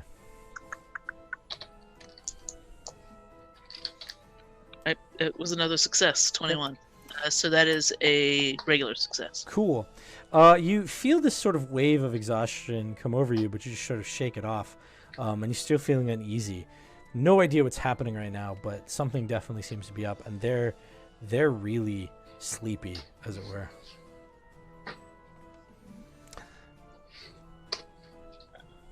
Back to you guys. What do you guys want to do? You're standing around in this place of dark, and there's lights on in this park, and there's a voice on the loudspeaker. And little feet. I'm under the impression that maybe we should do what the speakers are saying, only cautious-like. If there's somebody there talking at the source of this, perhaps we can find whoever took dear Maggie away. Well, they might even took Maggie away. Who knows? You lead, Father. Please, Pastor, I'm not associated with them Catholics. Hmm. No offense, Catholics. He's just role-playing. He's not talking trash. Yet. No, I'm kidding. Yeah, no, I will start leading the way towards, I'm assuming, the big top. Yeah, see, we're role-playing here. It's the bigger... Hosting for games.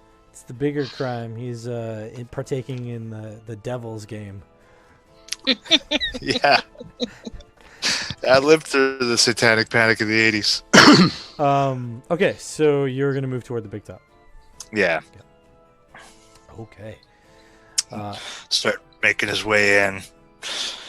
When you get to it, you find that it's just a tent, but it's really big. Like large I'd like to be going with Father as well. Just continue your narrative here. Sorry, but I'm No problem. with guns out.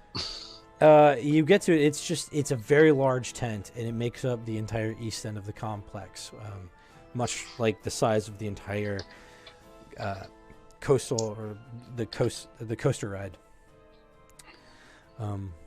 As you pull back the tent flap, I assume you do that, you see an empty room. Just a dirt room. It's not very big. There's flaps on either. There's like curtains and stuff, and it sort of makes a box around this, and just dirt on the floor. Well, this is not promising. Hello? Kind of call out, walking into this squared, tented off room. Anybody in here? Can I pound an energy drink? Yeah, you can totally pound an energy drink. I will allow it. So therefore, your initiative goes up by 5, yeah? Okay. I'm going to go ahead and rename you to Rufus 1383. Okay. I'm gonna move stealthily, like make sure that everyone can see me, but just be very quiet, like tiptoe. So you're doing the exact opposite of Pastor Adam, who just shouted that he was standing in the doorway. Yes. Yeah, I'm kind of drawing attention. Erin, So everyone, already. it was as he's drawn attention to himself. I like to step into the shadow. Right. So you're going to be like, yeah, cool, be a distraction. I'm going to go over here. Yeah, it's fine. I also clink when I walk because that chain belt that's kind of wrapped around his waist. He kind of makes noise. So you willingly are adding to the EAG. That's what I'm understanding. The enemy attraction gauge, by the way, guys. It's a random counter of information that I keep track of to determine when you get randomly attacked. Basically, when you're making noise, working on stuff, it adds to that number. If you're in a safe location, it doesn't matter. Like the barricade you threw up, it's cool. If you guys get randomly attacked, it'll be outside, and then you'll be fine. But now that you are outside, this guy chlinking along is going to be causing problems for you. Which is why you're stealthily moving around, so that way they can't find you. Yes. That's how that works. I haven't got stealth as a skill, but for some reason it says I got camo tapping. Stealth is at advantage when I'm not moving. So I don't know how I roll this because I haven't got a skill in stealth. So what do I do? Oh, I did not realize you didn't have the stealth skill. That seems weird for Hunter not to have the stealth skill, but you don't. You're right. It's still going to be so it's because it's your base stat. It would be at disadvantage because you don't have it, but because of the camo when you're not moving, it gives you advantage. So essentially, when I have you roll, or if you want to roll stealth now, you would just roll it at the natural number for your agility, which is, in your case, 90. Okay. Alright, nice. It's weird. It is. It is weird. Yeah, but that's what's happening. Alright, cool. Alright, at 90. Whoa, cool. I got a 87. I got one success. I got under. That's a success. That's enough. You were in the shadows. You're hiding. Yes. Cool. But of course, I have to stay still but not move. Right. That's the only way that the camo is working for you is because you're not moving. Right. That's how you're staying hidden. Yes. Yep. Okay. So, what do the rest of you do? Jack has entered. Pastor Adam has entered. I would just be right behind the father with the bow ready to see what happens, what comes out of the damn tent. Okay. Rufus, you gonna follow along too? Yeah. I assumed that I was like right behind Pastor. Okay. What's your name again, Pastor? Adam, right? Right. Yeah, Adam. Yeah, and you just call him Adam. He responds to all. So the two of you that are behind the pastor, why don't you both make perception rolls for me real fast?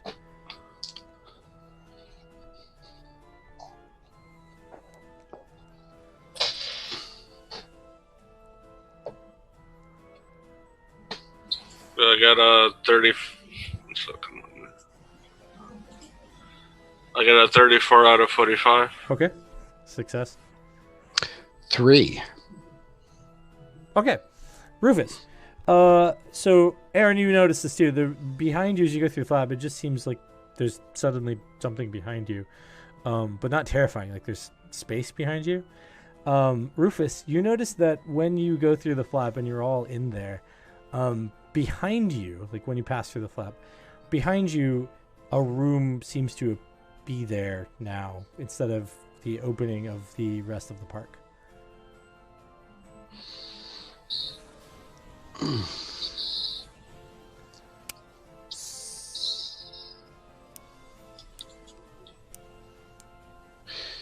So reality's kind of shifted here, right? Correct. So if you want to sort of check it out, I'll have you make a resolve roll before you do that because the universe seems to have shifted. Okay. Check out the room behind me. Yeah, if you want to kind of like go, what was that? Like, because now you know there's a room behind you.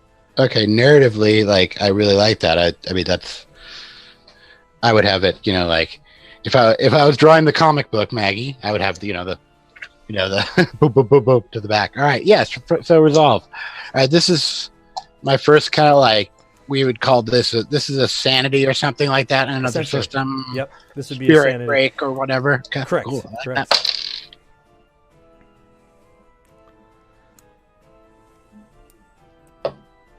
10.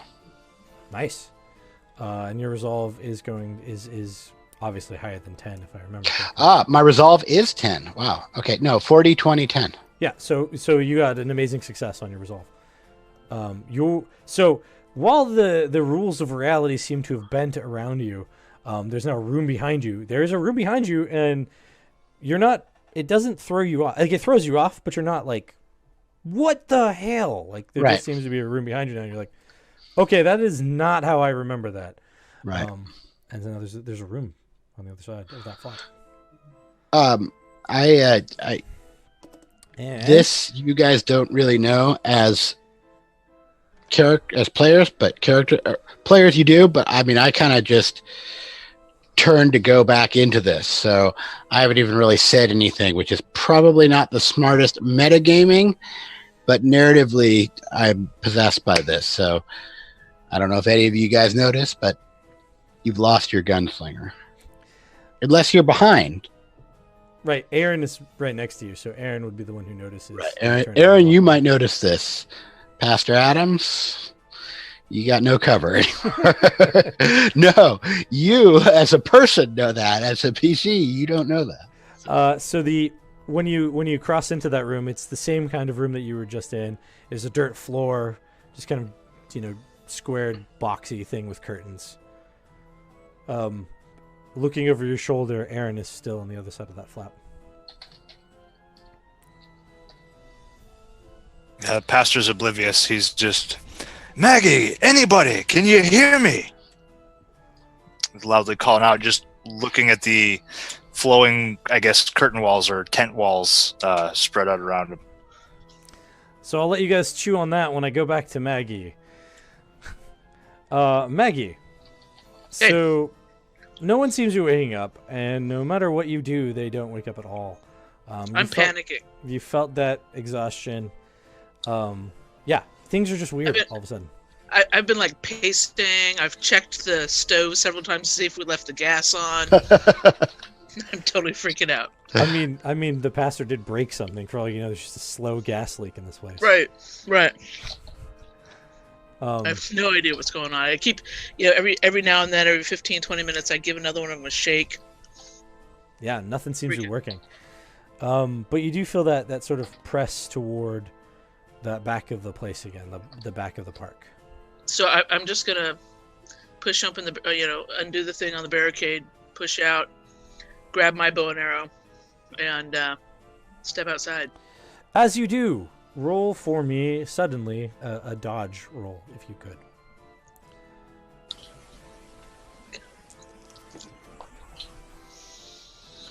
That's a fail. Okay. You get hit from a sign that falls from the door, the entrance to the place. You are knocked unconscious. Okay. But when you, after a moment, you feel fine. You brush yourself off. You're standing in the middle of the amusement park, right next to the entrance to the gift shop. Everything is different now, however. Instead of being an adventurous-style world, everything seems related to clowns and bizarre things like that. There's darkness around you, like the sky seems to have blackened out. So there's no lights on, it's just completely and the dark? lights are on. Yeah, sorry, the lights in the park are on. Okay. And you hear this music playing from the speaker. It's sort of an organ music. Am I near the gift shop, or am I kind of... You are near the gift shop. Okay, so I think I would run over to the gift shop, take a look in, holler, Adam, Rufus, Jack, where are you? Wake up, get out of here, get out here. So when you shout all that, you realize that they're not in the gift shop. They're not there. Okay. Do I still have all my stuff with me? You do. Okay. So I think I would just kind of run back out. I think I'm again a little bit feeling alone, feeling a little bit panicked. It's been a while since I've been on my own, and I'm not comfortable with it. The east end of the park is got a giant tent in it now, where there used to be a roller coaster and a Ferris wheel. Okay. So I think I would slowly walk. I have my hatchet out. I've got my bow and arrow. Not out obviously, but loosened out of my pack and stuff on my back. And I would head for the tent, and I would be walking fairly slowly, but I would be screaming at the top of my lungs, Pastor Adam. I'd be screaming their names. Okay. There's seemingly no response as you walk around. You are alone in this park, as far as you can tell. When you get to the tent. And I'm just. Is there an open door? Is it like a there's curtain? a flap. There's a flap on the tent that can be opened if you just move it aside. Okay. Well, with as much stealth as possible, I'm gonna just with one hand slide that open and try and kind of peek in. When you peek in, you see Erin and Pastor Adam standing there. I fucking go up to them. What are you guys doing? What the hell? You just left me back there? And I'm in like panic, relief, rage. Erin, Maggie comes rushing into the tent next to you. With my hatchet up. And Rufus, behind you, suddenly you hear Maggie in the room. Behind you, the one you just came out of. I come out of the open and sort of go, "Oh, Maggie," and sort of give her a hug. I give her a little half hug. What in the Garden of Eden? We thought you was taken. We were looking for you everywhere. You guys totally bailed on me. I was back in the gift shop. I We don't. woke up in the middle of the courtyard. You were gone. I'm pointing into the new room, and I go, "Guys, is that really her? I think you should come see this." But I'm. Is this room? Have I gotten the whole take of the new? There's a new room as opposed to the full Correct. courtyard or opening, right? There's just like a boxed-in room. Yep. And somehow Maggie was in the room behind you. But that's where the pastor is, right? The pastor's Correct. behind me. Correct. I'm looking what used to be not a field, but the courtyard of the carnival, which has now become a room. Correct. Is it a mirrored room of the? It's a mirror of the room that they're standing in. But empty. Yeah, the same as it just doesn't have them standing in it. Right, that's what I mean. Yeah. Guys, I think you should see this. Okay, I come in. What's up? Yeah, you just walk through the entrance. Bloop. Turning around and seeing that there's another room where outside used to be. Are you guys seeing the same thing that I'm seeing? Correct. Can we Brothers and can we need see to them when steel they walk in? ourselves. Yeah, so when Jack passes through the threshold, just walks into that next room and you can see the room. Jack, I'm just gonna let you just be like, what's going on? Whereas the rest of you see just Jack, instead of going out to the courtyard, goes into another room where Rufus seems to be standing. And so the rest of you who are watching will have to roll resolve at this point. This is certainly the work of evil spirits to taken away the outside and replaced it with another. I can't even begin to describe that. I got a regular success. Okay. What are we rolling? You're rolling resolve. It's a special stat. I failed really bad. I got an 84. Ooh. Do I need to roll another one, or have I No, already you're had fine. my reality shattered? No, you're fine. You're fine. It was just the ones that are now seeing that there's a room Yeah, instead of the outside. right. What the hell? What? So they're David Ryan encountering the is same wrong. threshold of bended reality that you already passed through. I rolled a anything to do. 59 out of 67. I'm good. Okay. So, Resolve is one of like my higher sub scores. So Yeah.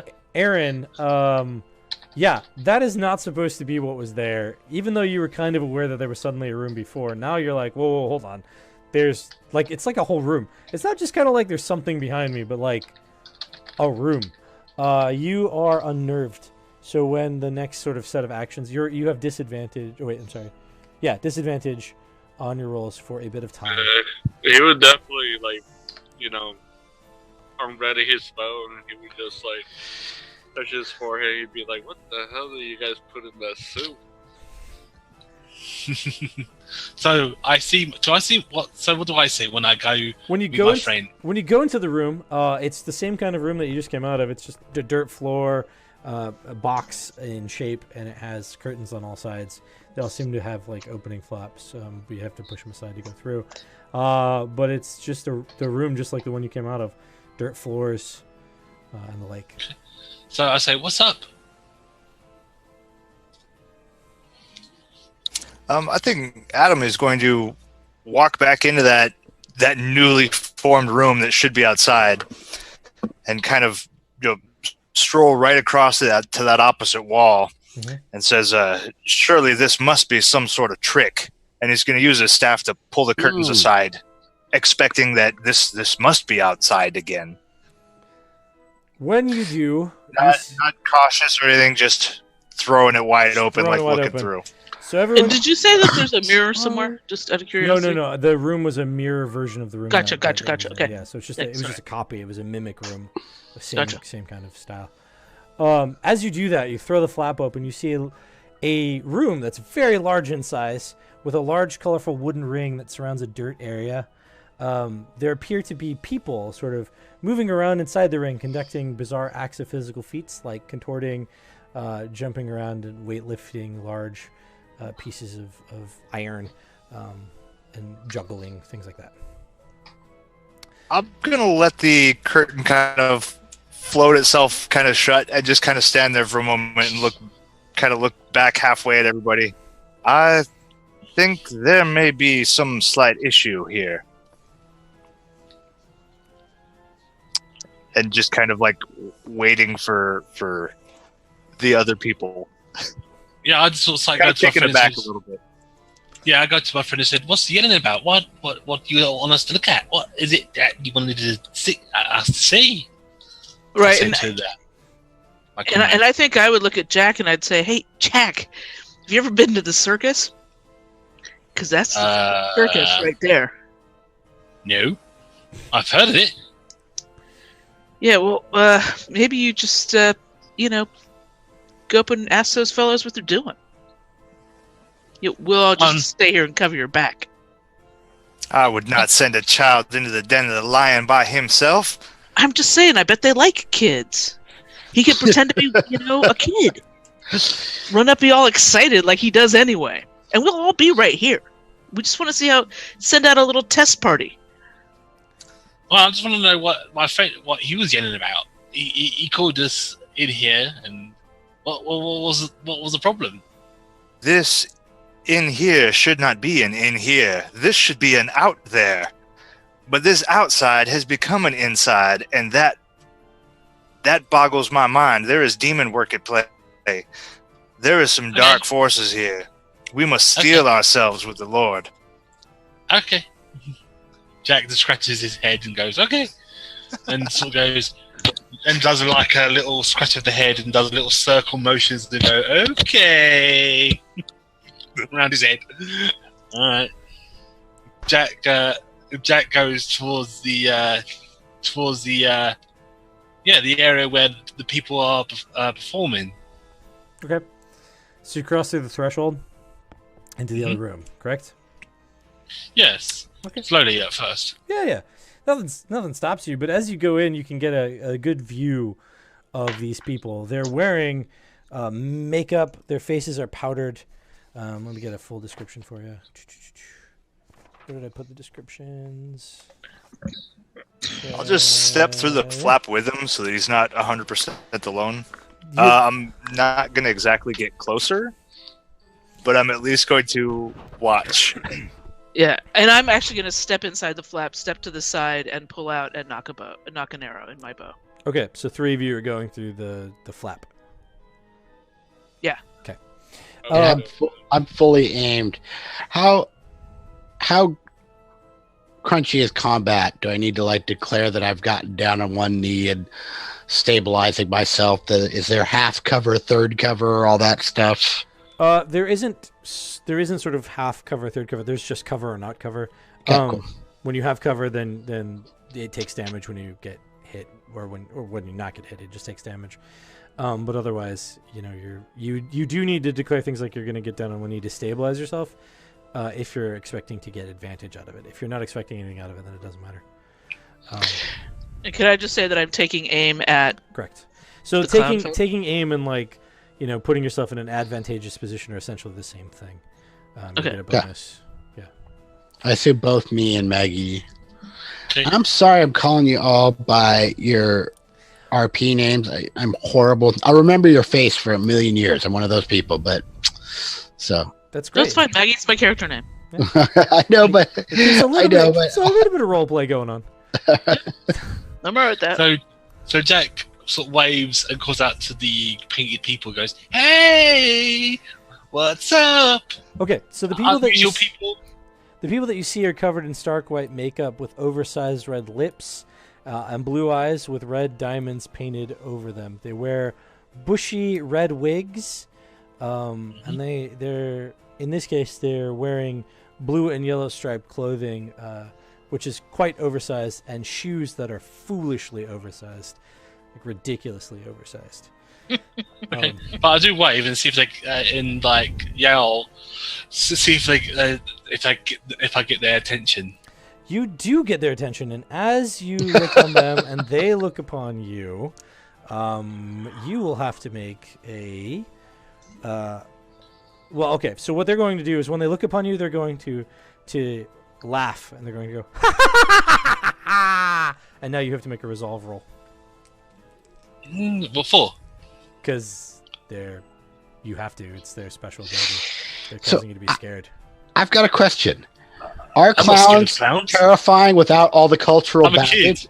Is it the cultural baggage that makes them terrifying? The or are they... look that they give when they make the laugh is bizarre and abnormal. And They're causes... supernatural, freaking crazy ass clowns. Correct. Okay. Correct. It's I was their asking more of a- supernatural special ability. That it's called a fear attack. That's what he's being hit with. Doesn't sound scary to me. All right, because I'm just a kid, and I like you're not scary. I mean, The laugh rattles around in your psyche. Yeah, there's something unnaturally piercing about the laugh. okay. I'm just saying, I'm a teenager. Like, whatever. It attacks 2 targets. So, someone else. Who has the lowest luck of the group outside of Jack? Oh, I have terrible luck. I have terrible luck. I have 2. No, you not win. luck, not lucky use. Okay. That's your number, your total number, like 25. All right, and I got a 23 out of 40. I think Fine. mine's still pretty bad, but Mine's 30. I mean, That's fine. My luck's a 50. 25. Okay, You're so Rufus is the one with the less luck. Rufus, unfortunately, you're not quite lucky enough, my friend. You also have to make a resolve roll. When this laugh rattles you to your bones. Jack, you're fine. Like, that's a weird laugh. That was strange, but you're okay. Yeah, it's like that was strange and unusual. I can laugh too. Ha ha ha ha. I sort of laugh back. I've been rolling really good. It's not gonna. I got 13. Okay. I mean, that's probably really good. Yeah, no, but I just I know that the moment I pull out my guns, it's gonna be like Oh, 97. that's what you're worried about. You're worried about, like, okay, this is not going to work out for me in the long run. All right, so yeah, you're fine. Again, weird, but not bone shattering. It's weird that you just, like, it shook you for a moment, but, like, you just kind of went, it's just a laugh, man. It's cool. It's weird that I haven't put a bullet through one of these guys It already. is weird. That's It's what's actually weird. more weird. That's what's happening. Okay, so they laugh. so everyone's walked through besides, except for Erin, right? Aaron is I was right behind. I was the last person going. And okay. I guess you So were. Yes, I it- say, Well, I thought so I Rufus say- was actually sort of outside of it, correct? Rufus, you were going to stand and take aim, sort of deal, or did you go in too? I went through the very first, right? Oh, okay. Remember I turned No, back no. around and I went through way back when. And Right. so, This but is I a whole just new room. This is a third. This is the third room. flipped again. Like if we flip back a third time. No, I went through to that room. Oh, you're at the in far and end, at through the that far next end one. of that one. No, Correct. I have not yet Right. caught up to that Right. one. Okay, sorry. So as that flap closes, you lose sight of the others. Can I try and catch up and go through Yeah. as quick as we could do that narratively to not make it silly? But sorry, I thought I was looking in You were. to the right, but I didn't realize that Oh. we flipped again. So however you want to Got it. make That's that fine. work narratively, I thought I was staring into the clowns as well as Jack walked forward. So I don't know, however you want to do that, but No. without- So what I was under the presumption was that, like, so Pastor Adam had opened the door. Everyone saw the things on the other side.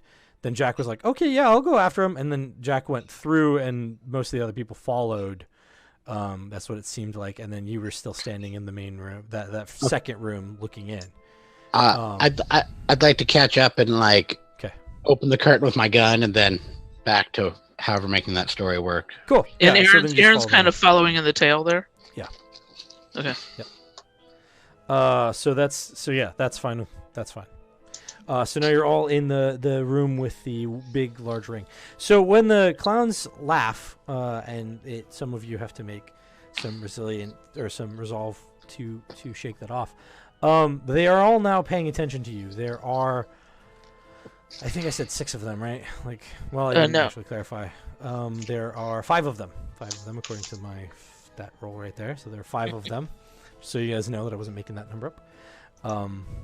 Yes, there are 5 of them in the room doing these various acts. They stop doing those acts, and they look at you with sort of weird murderous intent.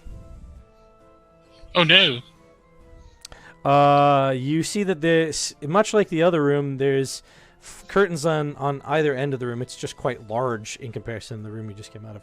But there are curtains on all sides of it, much like it's a square box. And then there's just darkness above where ceiling should be, but it just disappears into the tent, essentially.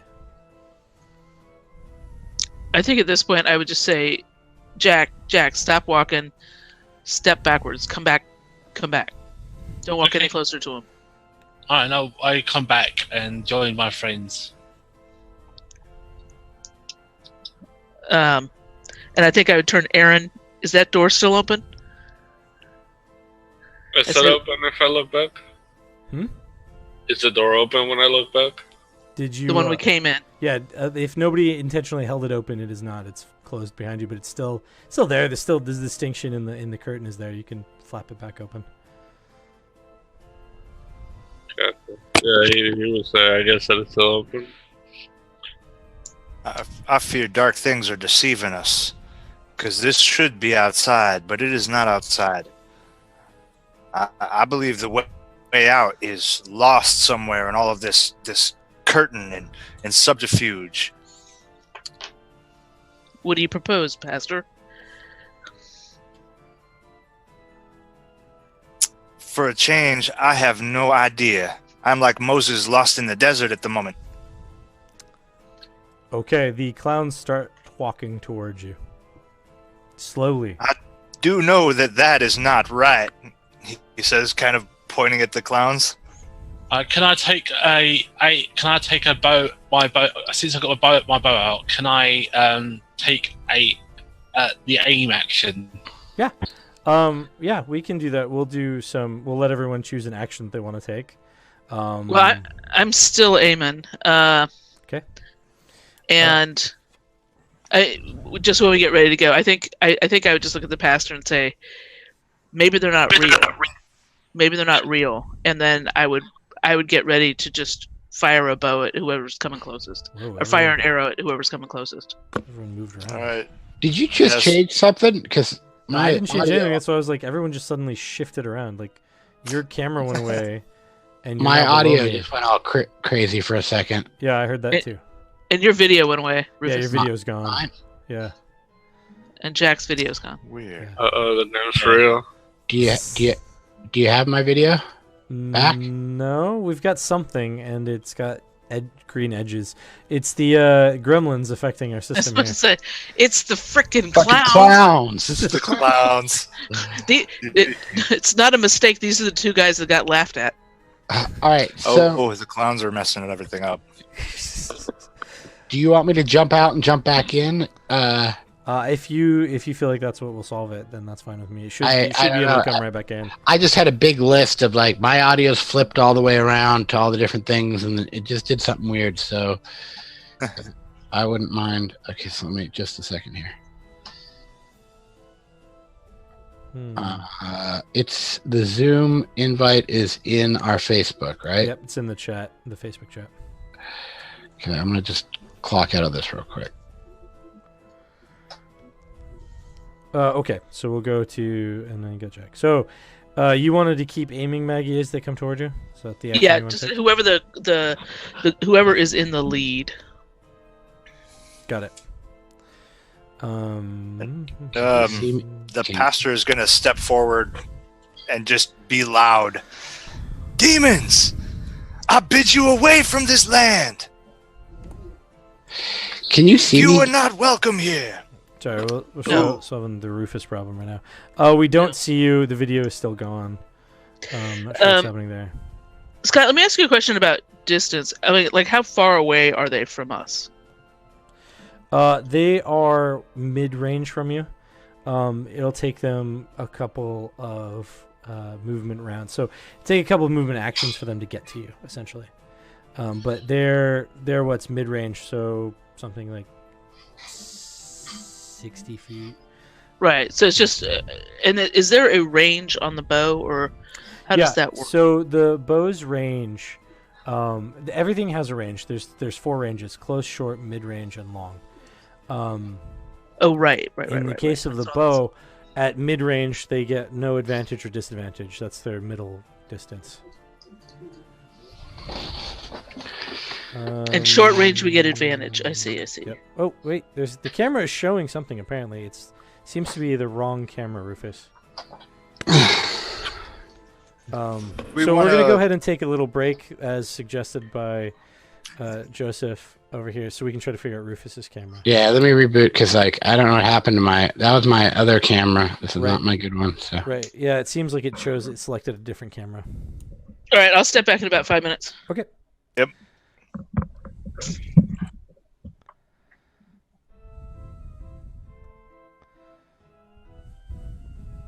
I guess I'll mute and turn off my video, eh?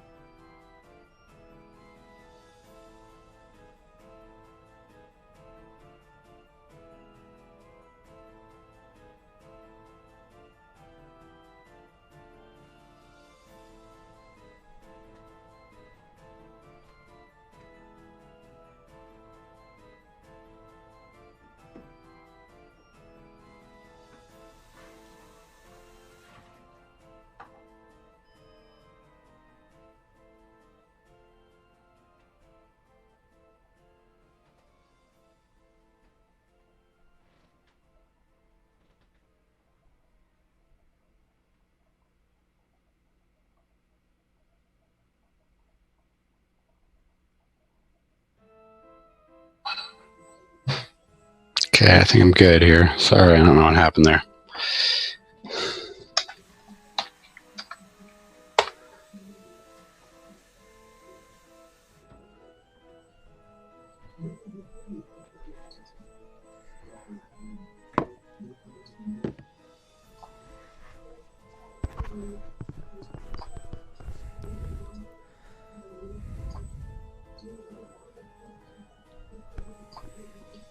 Looks like you're back. I don't know what happened.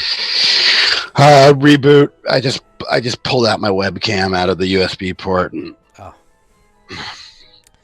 don't know. I think it was something inside of Zoom, because I was not unhappy at other places. So, but sorry for that. No, it's all good. It happens. Technical difficulties happen. And we need a break, right? Everybody's up, right? So everyone's currently breaking. Yeah. Cool. Lovely. I'm back. Jack London's back. Jack, what was your action going to be there? To take it, or aim and shoot. Okay, so you're gonna aim and shoot. That's fine. So I'll accept it. Okay. And what was Rufus' action going to be? Shoot, and then I was gonna shoot after I shot. He's just gonna shoot some more, shoot again. I've been waiting for this. And after all the shooting's done, you're gonna shoot some more. Yeah. So I was hoping that me and Maggie had gotten to a place where we had taken aim, but we had that mix up of I don't know if you'll allow me to, but yeah. I was hoping that I was still aiming. So the trick, so when it comes to combat, right? I said you get two actions, essentially two complex actions. So if you wanted to do like an aim and shoot, you would sort of not use your multi-attack, essentially, as it were. Yeah.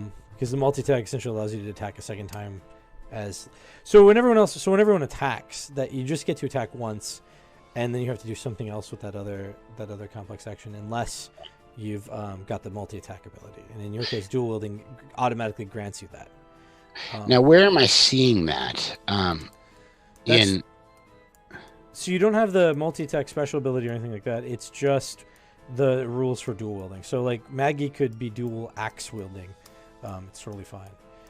So what happens when you're dual wielding, the second shot has disadvantage, right? So that's how the penalty for dual wielding. You get to attack a second time, but you're rolling at disadvantage. Right? And that's how that works. Narratively, with two guns, I have to do it regardless. Right. So you would so the only downside is you wouldn't be able to aim. You would just be dual wielding. Right. That's what you're thinking. But you should have been aiming beforehand because that's what you told me you were doing. So I'll give it to you. Yeah. So I would like to do the aim and my first shot, and then if we get into a second round of combat, I will do the crazy man dual wielding. Yes, that makes sense to me. Be haunted by the terrors of my past while doing so. Sure. I'm curious about the ammo usage, because I think if you're like playing a campaign here, managing ammo, particularly with guns, would be really, really important. Yeah, it is. It is. So he does have the ability to track his ammo in his gun, right? And then after he's out, then he's out. He can't attack anymore. Essentially, unless he does some other type of attack, like hitting things. I'm having a hard time seeing what it says here. It says handgun ammo, H in parentheses, 9 extra rounds. Does that mean I have... What does the 357? So the 357 is... 6.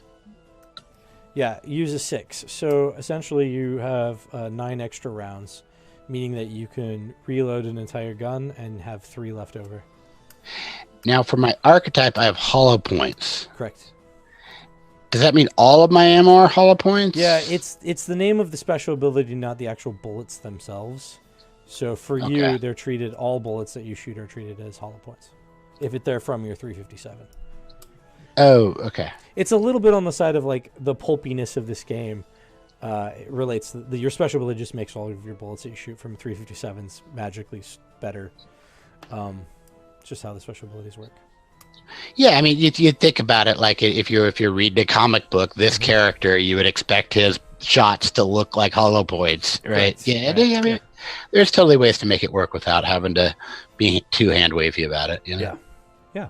And all the special abilities come from cards in the board game, based on what your character can do. So in the board game, you would essentially attach this hollow points as a thing to your character, and then all of your bullets would just be doing the extra damage. Yeah, like the gunslinger modified his own ammo. Yeah, exactly. Some such. Or some such, right? Yeah. And that's the idea in the board game. So I just translated all of the board game cards that you would attach to your characters as special abilities that your character can have as a character in the RPG. I'm sorry, I know you covered this, but the whole great success, amazing success on a shot indicates that you go up one. No, how does that work? No, the successes don't matter when it comes to attacks. The only way that they matter is the person's defense, because an attack is an opposed action. Gotcha. So you're going to roll, the defender's going to roll, and your degrees of success, if they're better than the attackers or the defenders, then you hit, right? Okay. If the defender is better than you, then you missed, and all ties go to the attacker. Oh, right, because we do the attack roll and then we do the damage roll. Correct. And no doubt because these are supernatural thingy bobs, they're probably pretty tough. There's only 5 of them. I guess we'll find out. Yes. Okay, and then the last, Erin, what was your action going to be? I was giving everyone one action. He's now no longer unnerved, right? No, this is still the unnerved point. This is where it comes into play. It's been ages. He would take aim too, like whenever they get close enough to the father, he's just gonna let one go. Okay, you're gonna take aim and let an arrow go.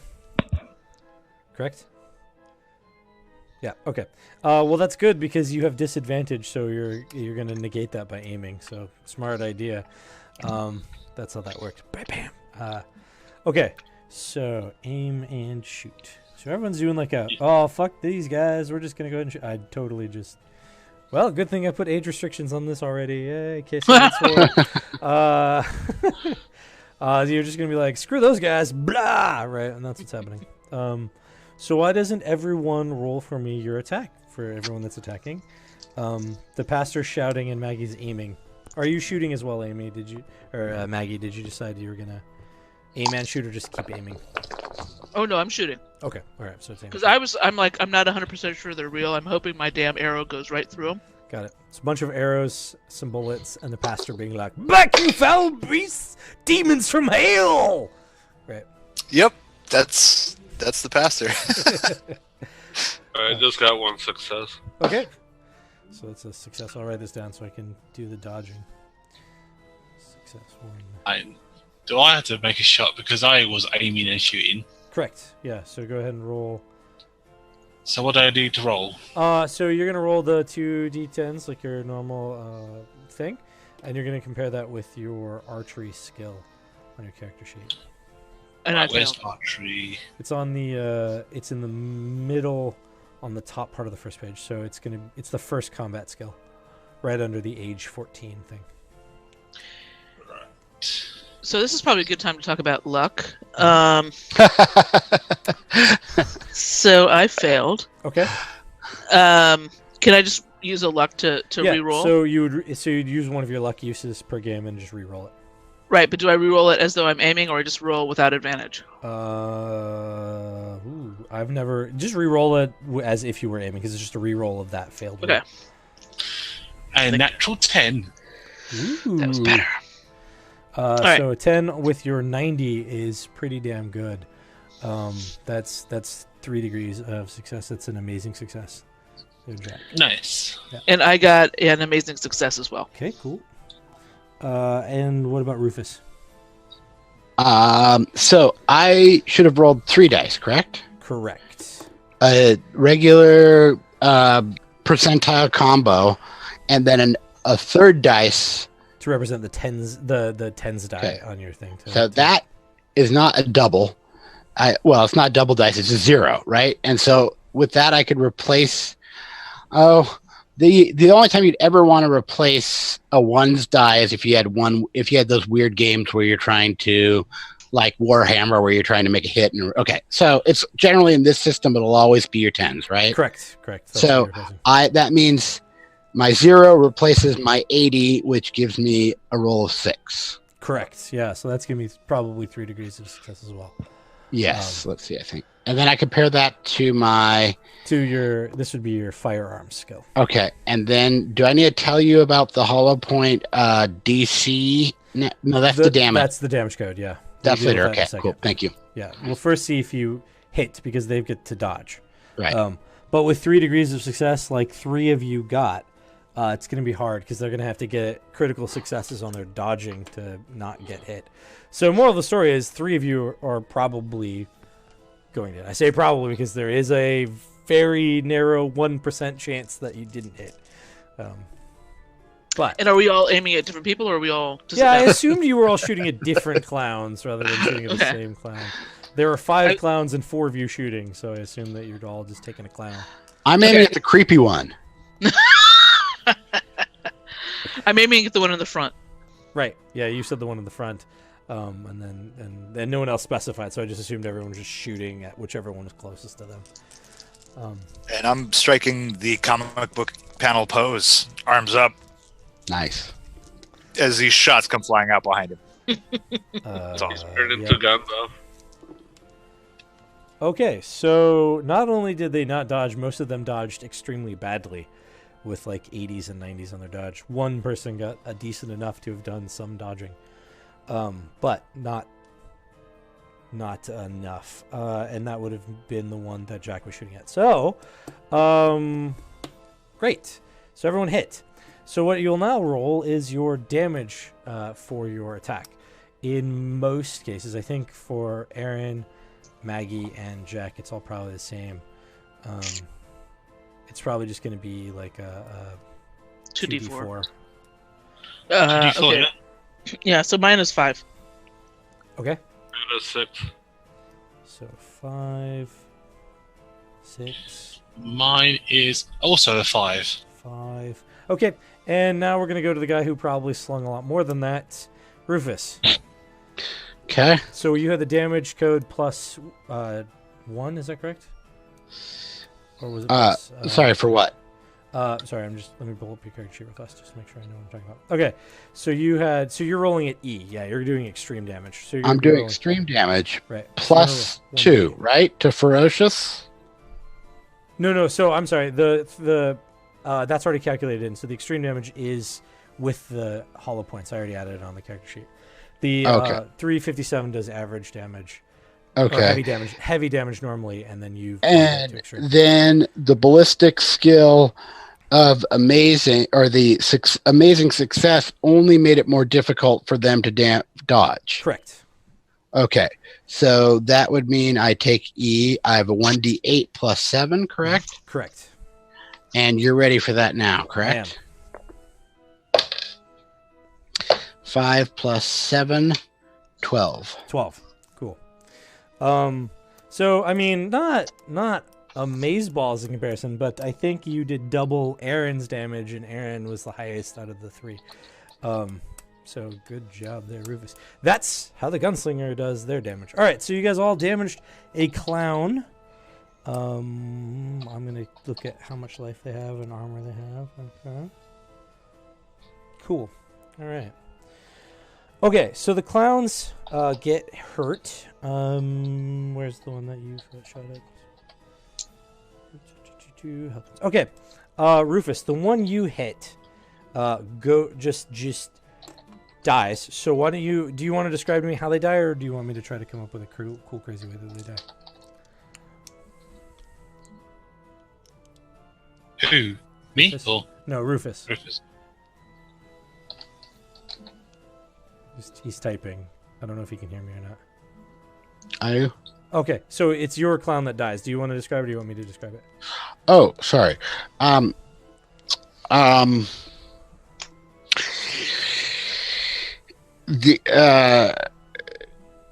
So is there any hit location mechanic in this game, or is it fully narrative? Unless you do a called shot. So Okay. This dies, so however you wanted to have it hit. And you did your PG rating, right? Okay. Mhm. This clown is giggling as he is surging forward, and right from the middle of his little red nose, his face opens up, and he splatters back falls back to and he topples backwards. I don't imagine that it freaks out the other clowns that much, because I don't think that they're very empathetic people. If they're even people. Right, if they're even people. All right, so the clown dies, or seems to die, as you can tell. Oh! And as he hits the ground, the plastic flower on his lapel does a little half super lame spurt of water, and then that's it. Interestingly, it's actually not water; it's acid, and it starts eating through the jacket of the clown. Okay. Right. Steaming. It's just gross. In a good way.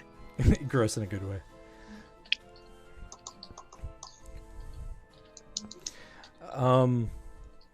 Okay, so what do you guys want to do now? The clowns have taken some damage. They're advancing on you. We can jump to initiative and have combat continue, or you guys can try something else. Okay. Um, I would just say, you guys, let's just get the hell out of here, and go back to that door and try and get back out the way we came. It's like a good plan.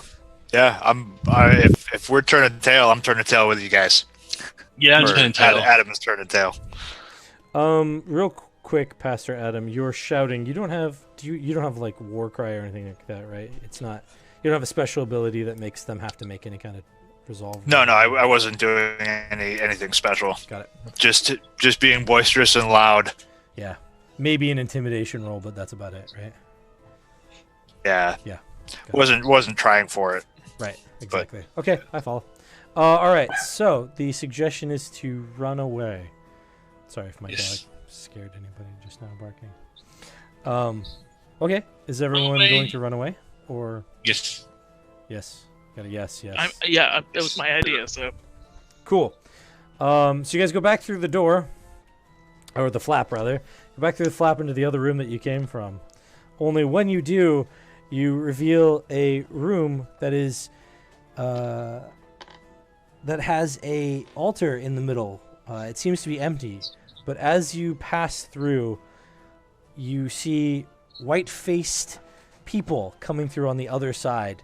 They're wearing striped clothing that's stripes of black and white, and they seem to be mimicking you as they come in. how many of them are there? How many of you are there? 5. Damn it. There's 5 of them. Don't do anything to them, I say.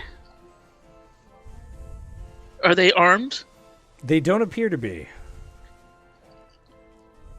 What manner of devilry is this? Pastor, is that any kind of altar you've ever seen before? Nothing I'm familiar with. Do you want to approach and investigate? Actually, yeah, I'll move a little bit closer. As you do, one of the white-faced, white-clothing people moves closer to the altar as well. Okay, well, I'm going to do the classic waving to see if it waves back at me. One If of one of them moves back. the white-faced, white-clothed people on the other side of the room waves back at you. Okay, now I'm going to do the really stupid flipping the bird at them. Okay. Same thing happens from the one on the other side. Okay, I will say supercalifragilisticexpialidocious really fast. Supercalifragilisticexpialidocious, supercalifragilisticexpialidocious, and see if you can repeat what I say. You can just do it slowly, too. The white-clothed, white-faced person on the other side's mouth moves really fast, but nothing comes out. No words. It's mine. There is something not right going on here. This is not the room we left before. And at that realization, make a resolve roll. Oh man. Everyone who notices or who is paying attention. Oh yeah, 49 out of 67. I'm solid. Just standard success. Erin, you're A regular success. Okay. The Lord gives me courage. I got a 94. 75. I was Totally. gonna say your unnerved Total goes away, failure. but it comes back. So you're still unnerved. Rufus, you failed as Hang well. on. Yes, I did. You are also And unnerved. I also I break. Okay. I get unnerved. So now that you three are really experiencing this place, you're unnerved by the situation. You just seems to be odd and awkward and strange, and you're not understanding how you managed to go through a door you just came out of, and it's a different room on the other side.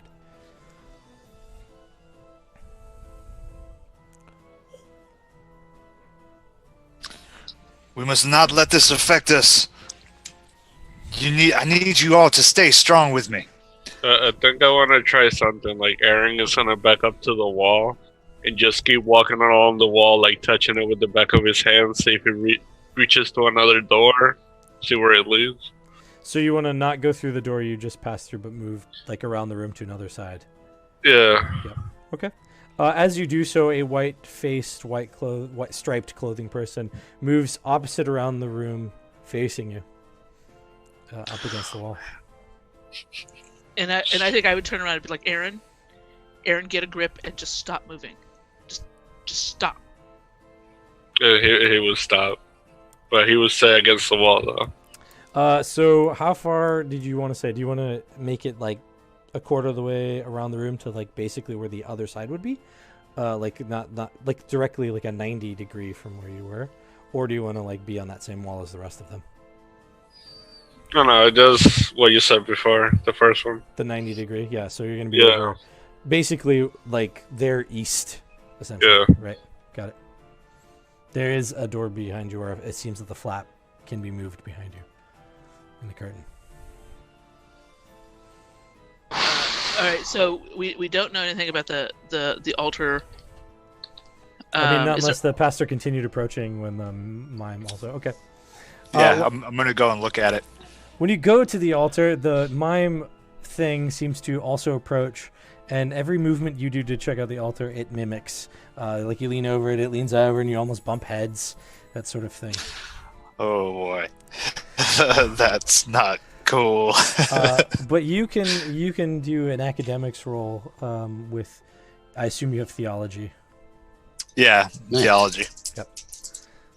All right. So you have advantage on that. Yeah. Oh yeah. Oh, I don't even need to roll the advantage. I rolled a 4. That's out of 15 for extreme. Okay. This is so not going to roll this well when combat happens. It's a bizarre series of symbols that don't make any sense, and as you look at them, they seem to just be weird and hard to read. Like they kind of look like symbols you've seen before, but then when you look at them more, they just sort of seem to change and not be symbols that you recognize. But then they change back. It's like as if images from your mind are telling you what those are, but then it's like, no, that can't be what it is, so it's got to be something else. And so your mind is sort of tricking you into thinking that they are symbols and not symbols at the same time. Okay. These don't make any sense. It's like the rapture is still continuing. The demons are walking the earth again. No, it is Yakovriff. He has come back to eat our dreams. It's all What? of them and none of them. Does This anybody is- have any idea what Jack just said? I think I may have an inkling. He's speaking of demons. It's got to be. Speaking in tongues.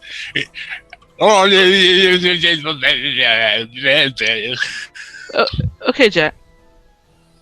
All right, you're fine. We're fine.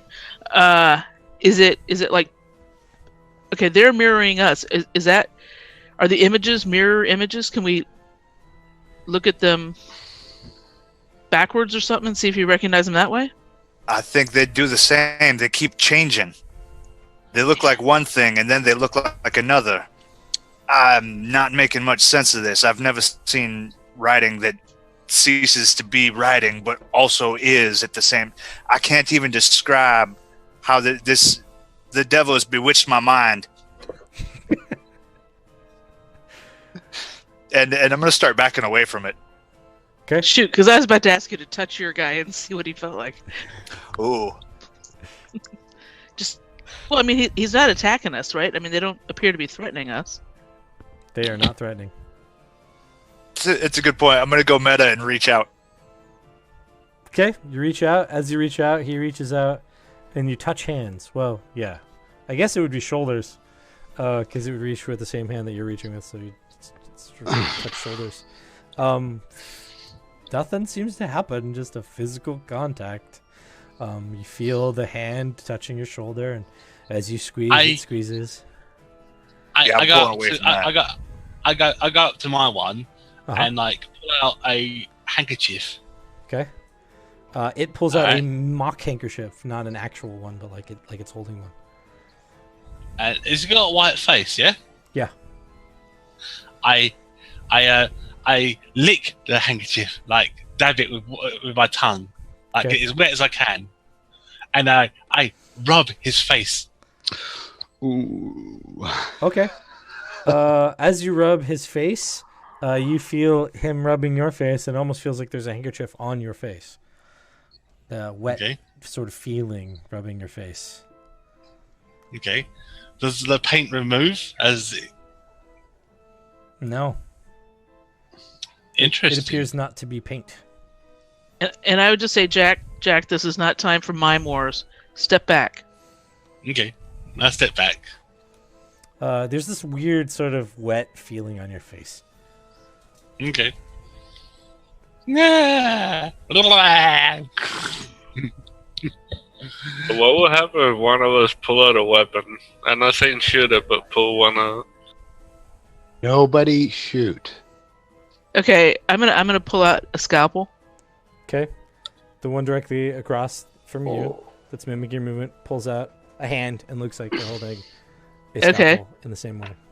And I'm gonna go up to. I'm gonna stand, kind of maybe like 4 feet in front of her, so Okay. it doesn't look like I'm about to attack her. And I take the scalpel in one hand and I hold out my own hand, Mhm. and I just very gently, just sort of prick myself in my own palm. Okay, make a resolve roll for me.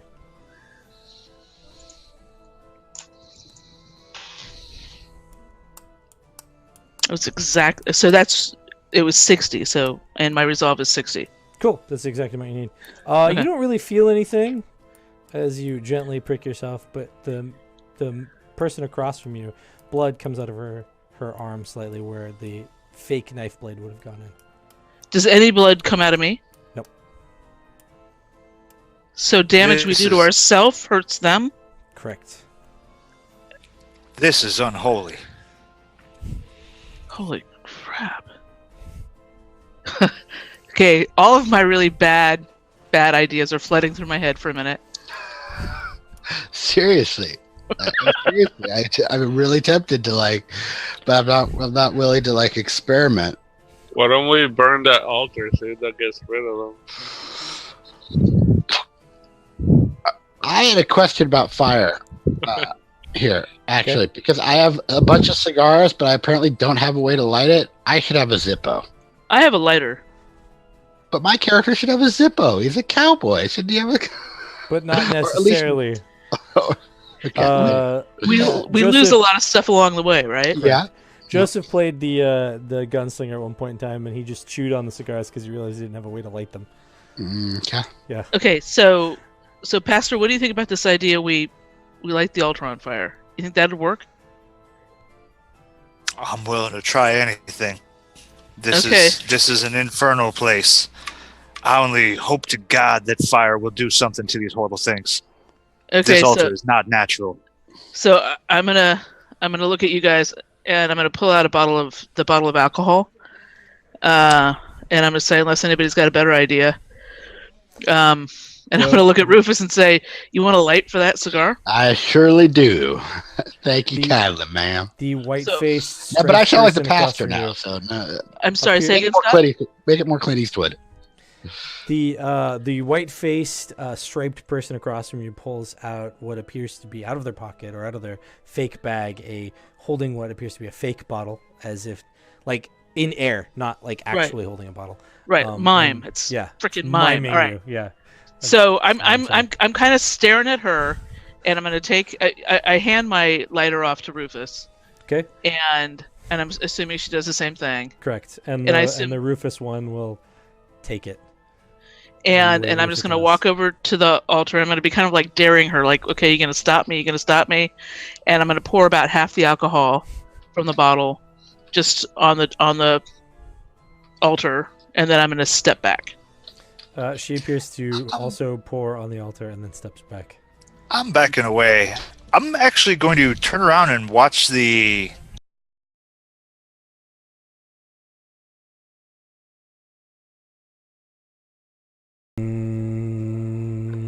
Okay, apparently it's back. I thought we were having more technical difficulties. No, apparently we're back online. It just reconnected itself. It's weird. Okay, well, cool. Well, welcome back, everyone. Hi, how's it going? This might be part 2 or might be not. I don't know. Okay, so we're back. So we just poured gasoline on the altar to destroy whatever it is that's making these clowns or these mimes mimic you or something. Right. Rufus, did you light it already? Whoa, there's definitely technical difficulties. I can see actions happening, but I don't hear any words. Okay, no, I hadn't. Okay. You were I got my miming. cigar. I got my Clint Eastwood cigar, and I take a light. I don't think it's flammable enough because generally you can't actually light something with an ember, right? You need to have the flame. And not if there are fumes. What? Not if there are fumes and you're Clint Eastwood. Okay, then I do it with the cigar, and we could just narratively say it does it. Mm-hmm. If it doesn't, I have to use the lighter. And it doesn't look nearly as cool, and I hand the lighter back and the. Oh no, I'm all about cool points. So you want to light your cigar and then use the cigar to light the bomb. As it were. Then totally. So I hand the cigar. I hand the lighter back at the same time that I do it, and hopefully the altar bursts into flames. The altar does burst into flame in a fireball of whoosh, and it's now on fire. The wood of the altar is burning. The mimes all stop what they're doing, drop to their knees, and start screaming. Yes. It is a Take that, mime. Loud, blood-curdling shriek that causes you all to make resolve rolls. No, the sanity is already coming to me. Now, hopefully, you guys don't fail. Those of you that are already failed. Well, then this might be a good time for a luck. I failed, but yeah, I'll do a luck. I got a natural 3. Oh my god. Okay, Natural that's 3? better. Yeah. Nice. Oh, and on my reroll, after using my luck, I got a 9. Nice. Okay, so we got successes. I got a 15 with the reroll. I had an 85 before that. And you rerolled. Good. Okay. So if you reroll, is it reroll and accept the result? Yeah, unfortunately. Okay. So don't tell me, but I have a 40. I rolled a 38. Is there any ever times when you have to shoot the moon? I mean, maybe a called shot from a mile away to kill the final boss or something, but should you ever try, if you succeed, should you ever try and No, if you succeed, you can't make a reroll. It's only for failed rolls. There we go. All right, lovely. Then regular success. Yeah. Cool. So I failed. So 82 Pastor Adam failed his resolve roll, which is strange because he's the one that's supposed to be good at that sort of thing. Pastor Adam, An altar on fire. You become unnerved when this altar on fire causes the mimes to suddenly release a blood-curdling shriek that just screams to the heavens as this altar's on fire. The rest of you, while not shaken or taken aback by this, it's still quite a sight. Yes. Oh my. We need to leave this room. Jack's eyes. All right, I'm gonna turn around. Okay, I suppose what we could do is maybe just back up to the door, and Which door? Because Erin is next to a different door than the rest of you. oh, I thought Erin had moved back to the original door. According to what Erin or what Jose told me, Erin had moved toward the one door on the side, 90 degrees from the rest of you. And when you had told me to stop, he just stopped where he was at. Right. Didn't come back. Oh, I thought he came back when I motioned him to come back over and join us. All right. All right. So I guess I would say, all right. Well, I guess that did something. And I guess so. I would maybe suggest to the pastors near the old door, right? Yeah, correct. Well, yeah. Everyone but Erin is near the same door that you guys came through. And I guess I would say, Pastor, without going through that door, can you just take a peek in and see what you see? Yeah, I take a peek. So you just sort of pull it aside and take a peek? Yeah, tentatively pulled aside, not so brazen anymore. You find a room much like the large room that you were in before, except that instead of there being a big wooden ring in the center. There's seemingly a wooden floor, and there are people dancing in circles around each other. The music is extremely loud from in there. They're It's a varying different room. sizes, taller and shorter. Some look like children. And It's a do- different room, and they're all dancing in there. This is not right. Okay, okay. And do we all know that Erin's standing at a door, or is it hidden?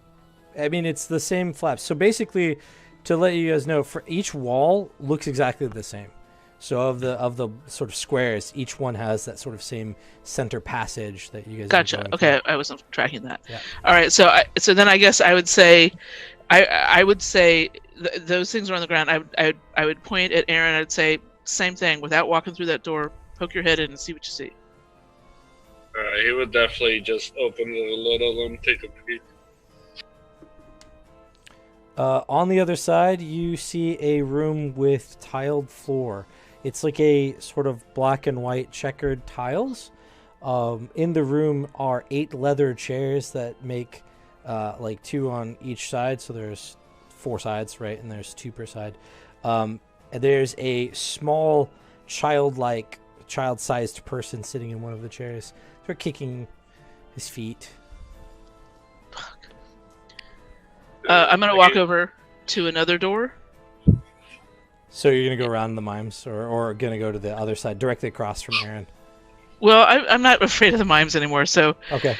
I'm gonna walk around them. I'm gonna keep a wide berth of them, Yeah, but I'm gonna sure. walk You don't want to behind get close enough for them to reach out and claw at you or anything like that, right? them. Right. Yeah, I'm yeah. gonna walk back there, open up that, and peek in. Okay. Oops, wrong one. What you see on the other side is a large room with a very large man inside. He seems to be holding what appears to be a sort of plastic toy mallet thing, but like large sized for his large fists, and he seems to be swinging it at a bunch of the childlike things that are running around playfully. Is there, just real quick, is there any council skill in this? I noticed there's like an animal kin. Mhm. Is there anything to soothe people? Yeah, it's the academic skill. The academic skill covers all of the sort of academic-y type things, and psychology falls under that category. So you can use it to sort of help people overcome sort of mental issues, usually insanities. Okay. Yep. All right. But not like persuasion or something. No, it wouldn't be any of that. It falls under the academics because you're using the psychological tricks that they use in like psychoanalysis and stuff. So you use like It's funny. I'm actually in a master's program for psychology, and I want there to be like an empathy one. Yeah. Funny Right. thing. Okay. All right. I mean, in Call of Cthulhu, they've got an actual skill called like psychoanalysis and another one called psychology. Yeah, cool. Yeah. So I guess I would turn around to the group and I'd say, okay, well, it's freaky in here too. It's a big fat guy swinging a mallet at a bunch of happy kids, but there's no way out over here. And I guess I would point at the one remaining door and say, you know, one of you guys, Rufus or Jack, needs to poke your head in there. I think with the mimes there, we should all move around together in the same direction so that they will move around the other way. I I'm don't actually really want to standing get it anywhere. I'm actually standing behind the mimes at this point. Yeah, the mimes didn't move Right. around or follow you guys as you moved and changed. Oh, they didn't? Oh. They're just screaming on the ground as the altar burns. I say we all make for the opposite door at the same time. Well, can we at least see what's in that other door first? Yeah, well, behind the mimes? Yeah, that's what I'm she's at. behind the mimes. I'm behind the mimes. I already So looked. there's Okay. one more directly across from where Erin is. You guys Yeah, can go through. that's the what. Okay, yeah, cool. Should I Rufus open it? wants that. Yeah, see what's there.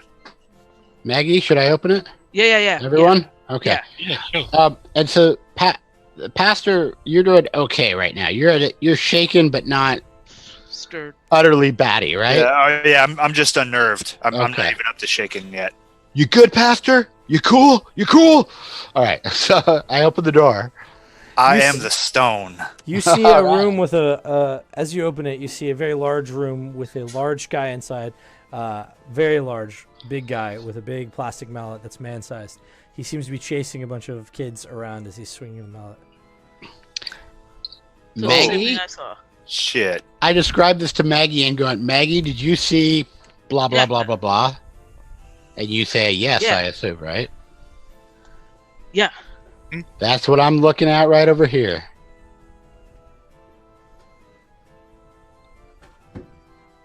This is a most unnatural place. It defies all logic. That is proof that it is not of the Lord. Brothers Yeah. and sisters, and actually, since it was brought up, I want to use the academics to try and like reground everybody. Okay. Yeah, that, We'll let that you do it. style. Brothers and sisters, we are being fooled. Our minds are being played with. I tell you, we need to praise the Lord. We need to praise the Lord and understand the truthfulness of His word. This is all bullshit. Hallelujah, I say. Yay! Amen. Amen. And I have to do this at disadvantage because of the shaken. And I'm spending a Yeah, luck the unnerved. use. Yeah. Actually, I'm not going to spend the luck. I'm going to use one of my faith. Faith. Yeah, that's smart. Reroll. Yeah, lets me reroll failed rolls. So we'll try this one more time. So the pastor has another special ability that allows him to reroll. It's much like the luck use per day, but it's his faith in the Lord. Yeah, He puts his hands the on the faith. Lord. Yeah. So Or that whatever one. Lord that he worships. Yeah, right. Whichever one it happens to be. But with disadvantage, that gets me a 63 out of 7. Rolling luck one more time. I've only got a 60 there, so that's still a fail. Hold on. So that's one faith, and now I'm using one luck. Right, and that's the way that those two work together. Is you can do the luck use second roll if you used faith instead of the luck use, right? So, yeah. So that's that So- shoot for the moon thing you were talking about. You can, if the abilities are not the same thing, you can do it twice. It actually says it in the description of faith. Yeah, because you can't use luck twice on the same thing. Right. Kind of deal. So these, but this one gives me a 44 out of my 60 with the disadvantage this time. Okay, so you succeeded. The other one would have been way awesome, but disadvantage. sucks. Everyone gets to make Yes, a resolve succeed. roll again if you're unnerved in any way. Oh no. If we're already unnerved. Yeah. If not, then when you get the next time you do a resolve, we'll deal with it then. Yeah, just trying to reground ourselves. I The think pastor's it's- a little shaken by this. I think it's just. Yeah, you I'm at this shaken. point. Oh, Yeah. you are. Yeah. Okay, so I know. both of I you failed. get to make the. Oh, you failed again. No. Roll or resolve. Yeah, you get to re-roll your resolve if you're currently Okay. unnerved. I got a 3 on this one. Oh, go. Yep, 52 out of 67. I got a 20 out of 40. Nice. Nice, All right. nice. So you guys are you're back to your normal situation. You're not unnerved at this point. All right, I'm gonna peek in again real quick and just count how many kids there are. Sure. Yeah. So you peek in and you see, where's my die? There are 3 kids running around the big man. And as you see that, one of them gets hit with the mallet. They sort of get knocked down, like their skull is cracked open. But when the mallet comes away, they get back up and start running around again. Cool. They're like little jack-in-boxy things.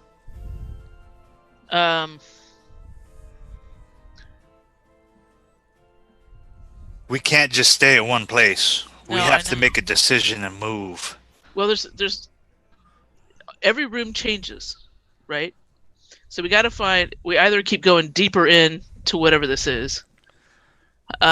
We've got the 2 rooms that are alike, right?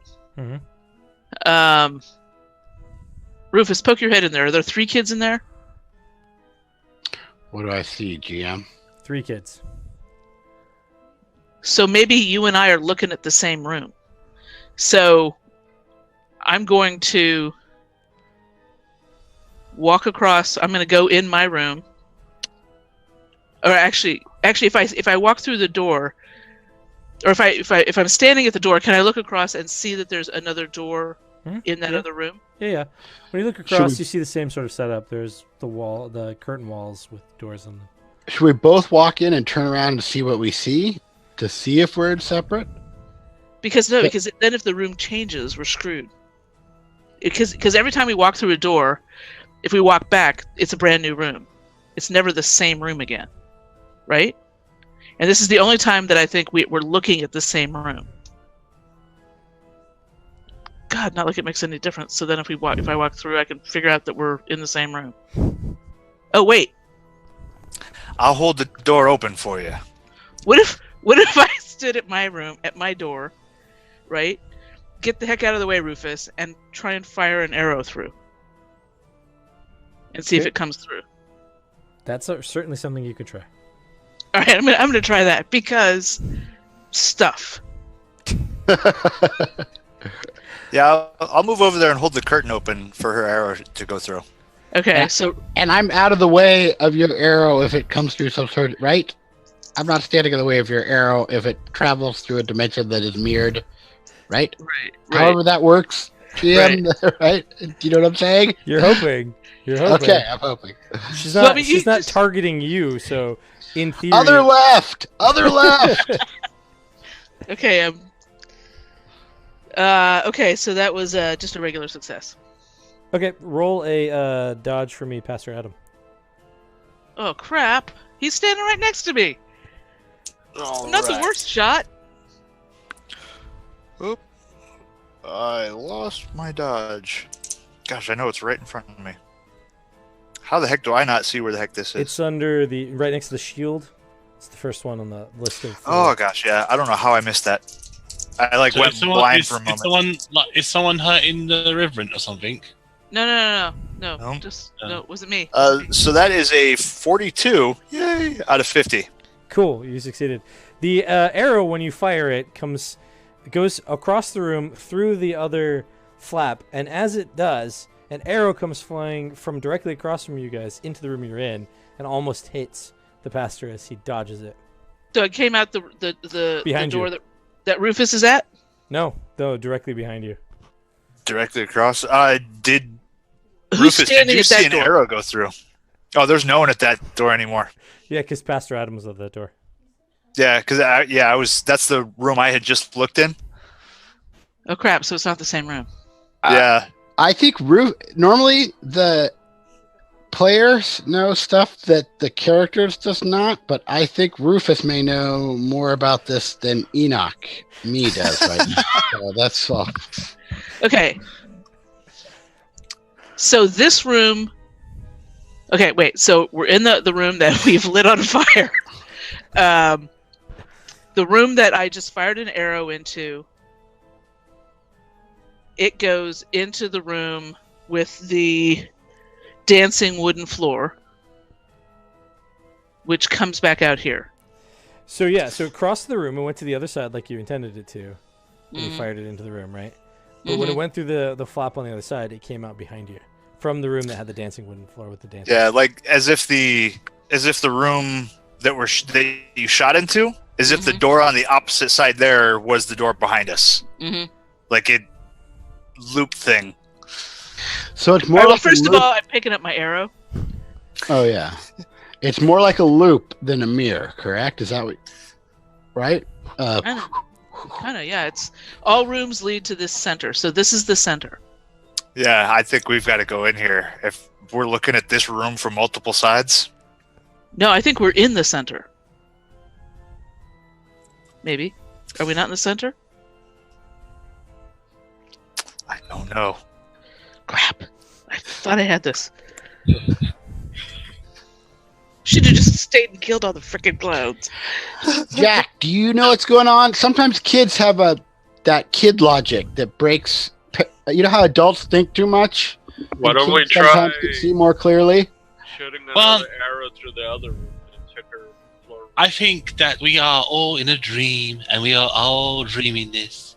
And sooner or later, a rainbow kitty will fly over our heads and save the day. A what?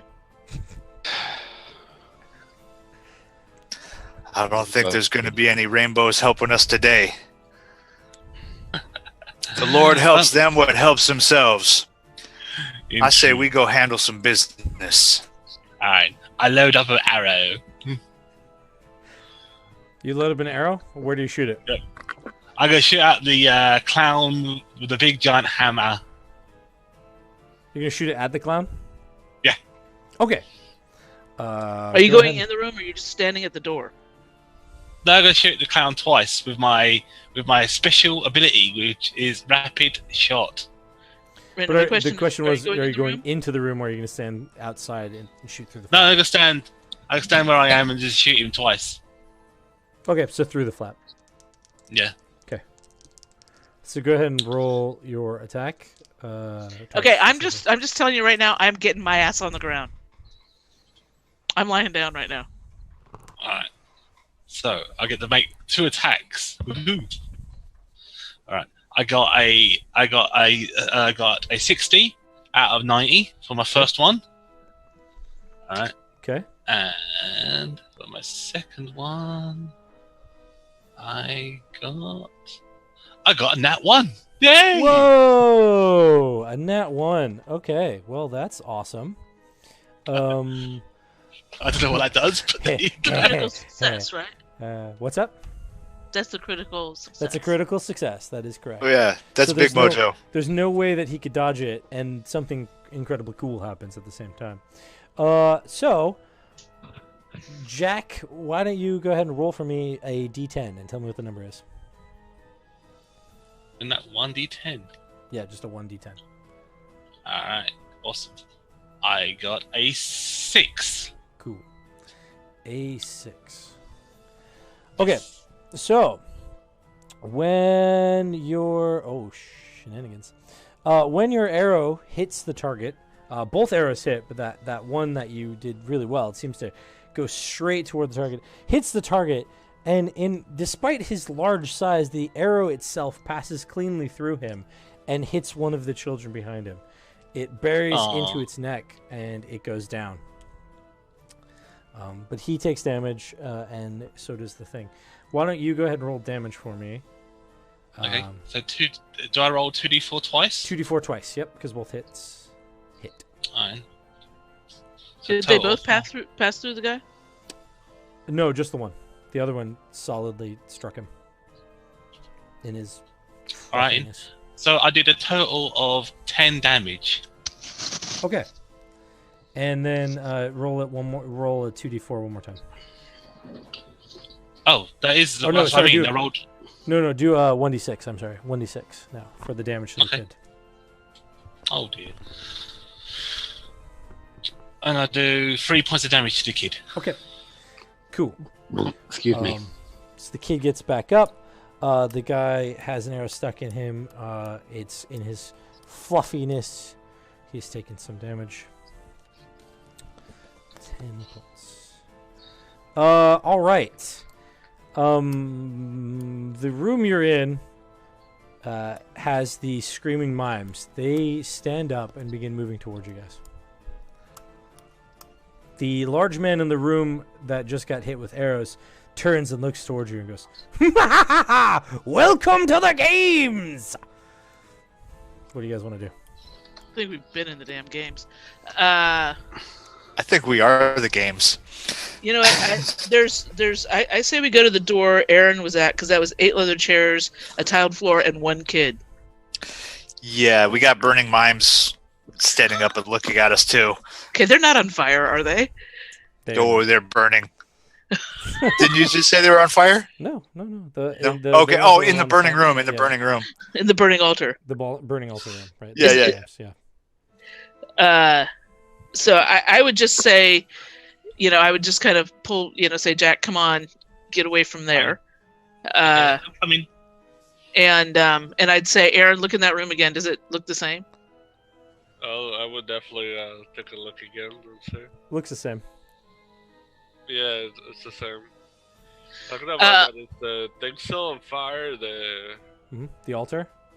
Yeah. Yeah, it's still on fire. But the I wanna mimes are now keep standing that up and at being serious. Okay, so I'm going to wave at my mime and see if she waves back. She does not. I am waving like a crazy person. All right. I would suggest that we all sort of move towards, unless anybody's got a better idea, I say we all start moving towards the leather chair area. It's like a barbershop, maybe, and walk into that. And I might even, when one of us walks into a room, can we turn around and see the others? Do we know that? Sometimes. You haven't really tried that so much. We haven't yet. really checked it. Except All for right. you know that Rufus saw everyone still in the room behind him Right, that one time. that one time. That sounds like as good a plan as any. Us against one sounds like really good odds. And odds rhymes with God, so I say we do it. That would possibly be the right answer. That can't be right. All right. Well, okay. So I'm gonna put my bow back on my back and pull my hatchet back out. Screw that. I'm gonna pull out a scalpel. Oh man. And because I'm really good with those. And what I'm gonna suggest is, okay, just hang here. I'm gonna step in that room With the tile, with the checkered floor. with the tile and the kid. Yeah. Okay. And you guys just watch me. hmm So what happens? Can they? So if I step in the room, Mhm. can I still see them? Yeah. So when you step in the room, it seems like for you the music stopped. That organ music just sort of stops. And it's a peaceful, empty room. It's quiet and calm. And when you look back, they're still there looking in at you. Okay, and Clustered around the doors there. Are there again three other doors? Yep. There are 3 other doors in here. There are also 7 unoccupied chairs and 1 that's occupied by a kid, or what appears to be a kid. But as you get closer, you realize it's just a small person, like a dwarf or someone height challenged. Okay, so I'm gonna go to the height challenged individual, and I'm gonna be like, "Hi, can you understand me? Can you speak?" Hi. But when this person responds to you, hi, it feels funny, like the word is not hi, like it's a different language or something. But you understand it as hi. Do you understand me? Yes. Do you understand me? I'm hoping so. Can you tell us how to get out of here? Well, first you should probably take a rest, and then I can explain it to you all. Hey, Pastor, Yes? how good are you at telling if people are telling the truth or not? I leave the deciding of truth and lies up to the Lord. I don't know. I know my word is truth, and I know the Lord's word is truth. Other than that, I can't be too certain anymore. All right, I'm just gonna turn around to these guys. Did we lose Scott again? No, no, I'm he's here. there. I'm here. I'm gonna turn around to those guys and say, "Look, there's a small guy here, and he suggests that we go to sleep, and when we wake up, he'll tell us how to get out of here, which means he knows how to get out of here. So maybe this is the right." And I'm gonna look at the small guy again and say, "Look, I'm feeling pretty fresh right now. Not really feeling like I need to sleep. So if you could just point me to whichever door gets me back to the real world, I'd really appreciate it." All doors lead back to the real world, but all doors lead back to the jester. The jester. Are you the jester? No. Do you know where the jester is? Yes. Haven't you seen him? I'm not sure. What's he look like? Large and has a big hammer. God, I hate him already. I shot him. So, in order to get out, do we have to go through the jester? You could say that. By go through, I mean kill. Yes. Or you could wake up. Oh man, options. Can these guys? Can everybody else hear this, or is it just me? Just you. They can hear you talk to them when you're talking to them, but they can't hear what the person's saying. He's in a chair in the room.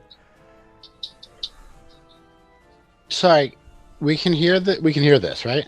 You can No, hear you can't. her when she talks to you, but you can't hear them when they're talking to each other. Wait. We can hear her when she talks to him. No, when I'm talking, you when can- I turn around and tell you when she what's going turns on. to try to talk to you guys, you can hear her. But when she's talking to him, you can't hear anything. Nothing. Not even like. Okay, I'm gonna try and intimidate the guy. I'm also thinking, since it doesn't seem to be dangerous, I'm gonna walk in there with her. I'm with you on that. And I'm gonna turn around to the pastor. I don't think we should all go. Somebody needs to stay inside that other room so that we have a way to walk back in to that main room. If I look in, can I still see where they are? Yeah, there you can still see them looking at you. Roof, do me a favor. Put 1 foot in and 1 foot out. But for those of you that are in that room, Done. the white-faced people with black stripes have now gotten extremely close to you and are really close now. In the next moment, they'll probably be grabbing you. They're that close. Okay, so they've recovered from their whole screaming fit thing fully. They've been moving towards you. But they're like fully legit. They're fully okay. All right. Maggie, I'm gonna start shooting mimes. All right, hang on, just 1 second, because remember, those are us, and I'm gonna run as I fast know. as I'm gonna run as fast as I can, Uh-huh. and check the other doors. In the room I'm Okay, in. so we're gonna end up in a sort of initiative thing, where your actions will be to run around while they do something with these mimes, because these mimes are clearly not friendly. And can I tell Pastor Adam to check a couple? That's what they call redundancy. Mimes are never friendly. They pretend like they're friendly, but they're not. All the world of mimes are angry with you right now. Let's see. But, we won't hear about it. Oh, Bad puns. I'm gonna No, step away, just but- puns. I'm gonna They're step all- away, but I'll still be able to hear. I'm just like right out Okay. of frame. 12, 7, 2. Maggie. Oh, wait, Jack is first. Because Jack is 18. Is anybody particularly fast? 15. Yeah. Jack. Jack is. In this particular case, Jack is extremely fast. Okay, then I would say to Jack, come here. I want you to check these other doors, or at least I want you to check it's a square, right? Yeah. So can I just say, Jack, check that door across from us, but don't go through it. Adam, check that door. I'll check this one over here. And we each do it on our turn, I guess. Yeah. Mhm. Yep, that is how it would go. And it's a good plan. And I'm just thinking, and I know you know this already, Rufus, just if you can hold your fire as long as you can. As long as you can. All right. So Jack enters the room, and Jack gets to take an action.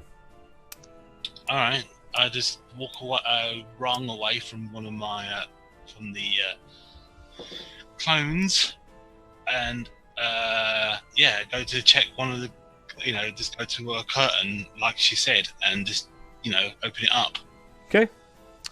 On the other side of the door, you see a big empty room with a large guy with a hammer chasing a couple of kids. Only he's looking directly at you. Okay. And can he turn and tell us that? Yes. Yeah, speaking is fine. That's a free action as long as it's not like a whole Big. speech. I say, big guy, big hammer. There you go. Yeah. And can we talk back to him, or do we have to wait till our turn? It would be the next person to act would be able to respond back. It's Rufus's turn. Some of them left you. I have a question. Is there a hold function? Yeah, there's a hold function. So Rufus can hold an action, or anyone can hold an action, and they can hold it until their next action time, then they lose it. So if they hold it, they'll wait till other people act and stuff, that's fine. But once it comes back to their next action phase where they can act in that point, then if they have used it, they lose it. Okay.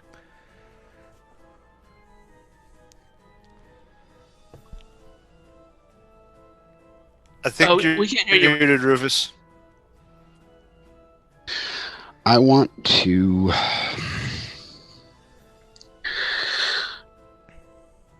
aim at this kid and hold. Okay. The small man? Not it. Okay, so it's It's a man okay. that I'm talking to. Yeah. Okay. Dwarf is respectful, right? No? Yes. I don't know. Peter Dinklage just used it in an interview the other day, so I'm thinking yes.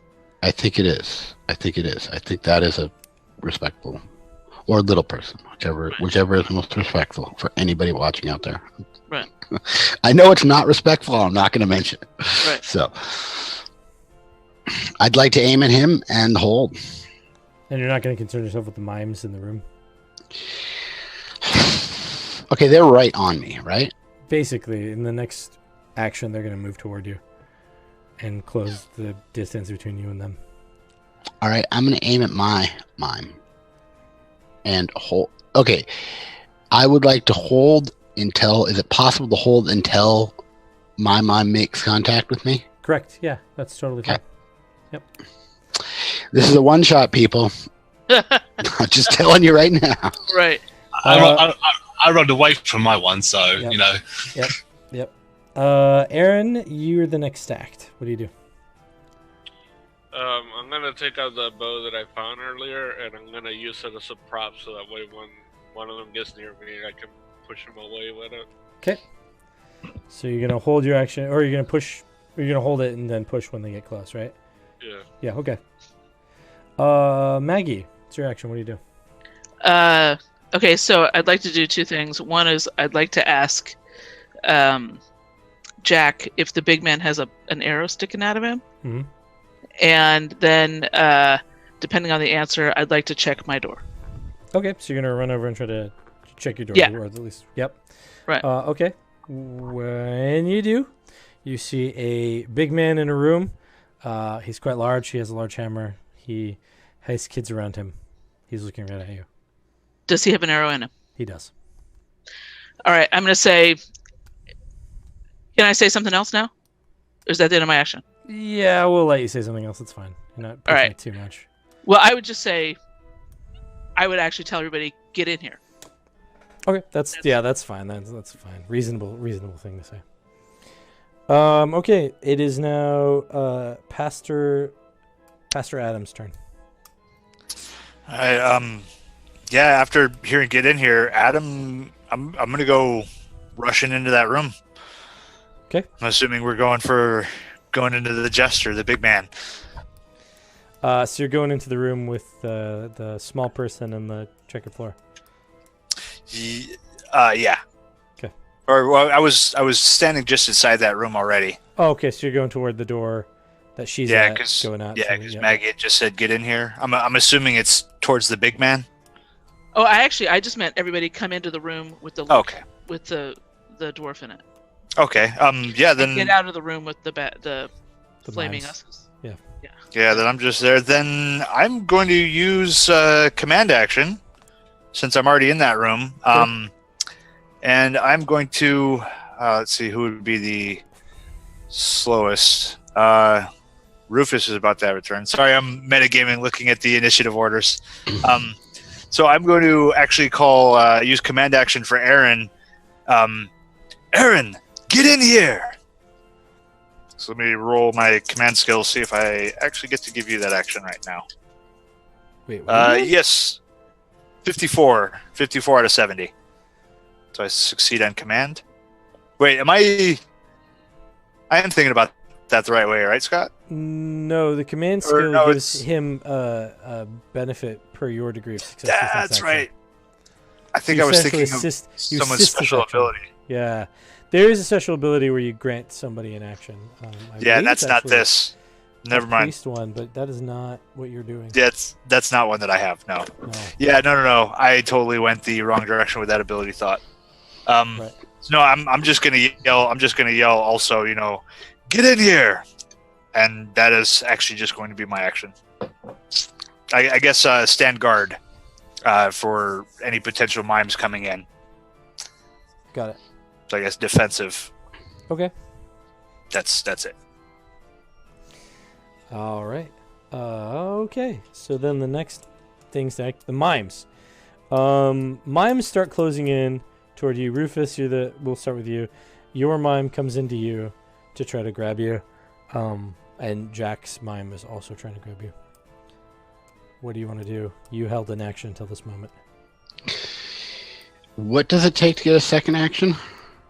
Well, so you can take the second action anywhere, because if you're dual wielding, you just get to take that second shot at disadvantage. No, like, didn't you say you can get to like up to 8 actions per turn? So that was I was talking about, you have 2 complex actions you can take per turn, right? My aim was one of them, right? Right. You've already taken that one, so you held one other action. Right. How do I get another complex action? You can't. So you get 2 per action phase, and the point that I was making is that if you have 4 action phases like Jack does, that's 8 actions per combat round that Jack gets to take. You don't really. In your case, you get 3, so you'd have 6 that you can make. But in this action phase, you used 1 and you're holding the other. You don't get extra actions, is what I'm getting at. And the other mime is closing in on Jack, correct? No. Jack's in the room. You have 2 mimes closing in on you. Right. Your mime and Jack's mime, or what you thought was Okay. And who else is? Is there anybody else who's close to having a mime? What I want to do, if there's anybody else who's close, I want to grab them and tumble into the room with them. If it's just me, I want to lunge backwards on my own. But if there's Erin anybody is else, in the room with you. What? Erin and the pastor were in the room with you, but the pastor went in already, so Erin is next to you. Okay. Jack's already in the room. Jack is already in the room, was already checking the door inside the room. How big is Erin compared to me? I think you guys are the same size, roughly. We're both average sized, right, Erin? I believe that's the case. Let me double check on Erin. Would that be on build, or Yeah, that would be your build. my build says 90? Your build is 90, so you might actually be technically slightly bigger than Rufus. All right. Yeah, you are. I'm going to use a fate point, a luck point for this. If not, I'm going to try some sort of athletics move to tumble in with him. I am weak as shit, though. I have no strength. Wow. What is your strength, though? 20. Ooh, yeah. So Erin's gonna be hard for you to grab and carry without making an athletics roll. So you'll have to make the athletics roll. If Erin was 40 in their build, then you would be able to carry him without dying. And without metagame, have I seen him move this turn? I mean, that's metagaming it, but if we just say, have I seen that he's ready to... Is he flat? Can I tell if he's flat-footed? He's holding a bow out in front of him, but there's no flat-footed thing in this game. I more meant like in a narrative sense. Does it? Yeah, he's standing his ground right now with the bow out in front of him to sort of shove off the zombies that are technically at that same moment crushing in on him. I'm just going to leap back. I think about it for a second. I appraise whether or not I think I can bring this guy with me, and I can't, and I leap back. Okay. And into the room you go. Into the room with everybody else where the pastor called us and everybody else's. Correct. Do I need to make some sort of athletics or dexterity for that? Nope. Agility, rather. Nope. No, okay. You just move back into the room. A move action, yeah. Yep. Okay, Erin, you held an action as well. The zombies are coming in at you. You just sort of at the same time at this is happening, Rufus disappears next to you. What do you want to do? Well, I heard the father telling me to run in the room earlier, right? Correct. He would definitely turn around and just haul ass. Okay, another movement action into the room then. You're in the room as well. You're now all in the same room, and when you get in there, you notice that there's not the music is stopped in that room, and it just feels comfortable and calm. So there's no music. Can we close the door to the mimes? Yeah, for sure. Throwing the flap closed. Okay. Are we still in initiative? Nope. Okay. So I'm just going to tell the guys. I'm going to introduce the dwarf. I'm going to say, I'm sorry, sir. I didn't catch your name. I am called the Watcher. Okay, so the Watcher here has told me that we have 2 options to get out of here. One is to go through this door and kill the big guy with the mallet, who's apparently called the Jester. or we have to go to sleep and wake up. Is that right? We had to wake up? Correct. That is the answer. Wake up or go through the jester. And by go Alright. through, I want to be clear, Mr. Watcher. By go through, that means we have to kill the big man with the mallet. Is Yes. that correct? Guys? And how do we wake up? Go to sleep. Alright. Jack sort of like goes to sleep. Ooh. I don't really think it's that easy, is it? Say again? No, I was gonna say I don't think it would be really that easy for us to just fall asleep with it. Yeah, I'm not sleepy. How do you intend for us to sleep? Adam says to the dwarf. Well, you just go to sleep. Yeah. Is that the is same like- as going through the jester? No, going through the jester is one way out, but other ways are to sleep. Is anybody here good at judging character? Because I am not. Anybody? Because I mean, I got no reason to think this guy isn't telling the truth, but this place is freaking me out, and I don't think anything is the way it seems. Yeah. I really don't trust this go to sleep thing. So wait a minute, Mr. Watcher, let me ask you something. Are you friends with the jester? Are you enemies with the jester? No, Are you trying to get us to do your dirty work? I stay here in this room, and the jester stays in his room. And what do you watch? I watch everyone that comes through. Just this room? All rooms.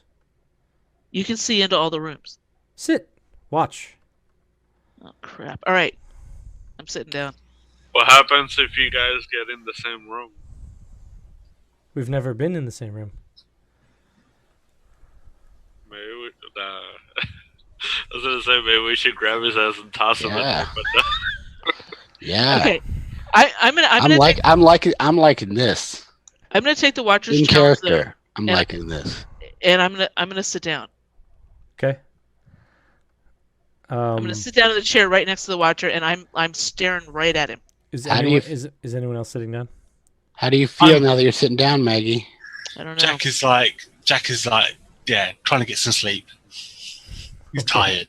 Could go to sleep. Why not? What happened to teen testosterone crazed energy kid? Crash. The That's sugar rush.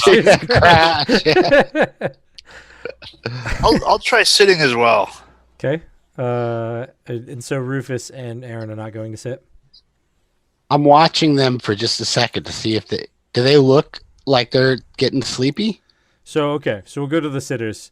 I just wanted to confirm that Rufus and Erin were not also Nah, sitting. not yet. Yeah. I got energy. Oh, you're running off the energy drink. I forgot about that. Oh yeah, that's right. You may never sleep. Okay, so for you guys that are sitting, at first nothing seems to be any different. You're just sort of sitting and relaxing in the quiet peacefulness. But then make a resolve roll. That is what we call a fail where I come from. Yep, 77 out of 67. I also failed. What about Jack? Jack is sleeping. Oh, Jack, screw it. I'm not even making the roll. I'm just going to sleep. Okay, that's fine. I'll let you opt for that. So for the two of you that failed your rolls, you sit there for a moment, and then you realize that like the curtains around this tent lift up, and you can just see all of the rooms and all of the activity. There's all kinds of stuff going on, but there's definitely a lot of clowns, and they're juggling, or they're chasing each other, or they're dancing, or there's people in cages and people hanging from the ceiling on crosses. There's a lot of things happening in this tent, but you realize in that moment that you just sort of fade away, and you can just see everything going on and see everything around you. But you don't see each other. You just see the rooms inside the tent, as if there are no walls whatsoever, and you're watching now. And Jack, you go to sleep. Yeah. Rufus and Erin, these three. Well, Jack goes to sleep. Just sort of lays his head down and seems to nod off. The other two seem to just sit there for a second, like they're waiting for something, and then their faces go blank and they become incredibly relaxed.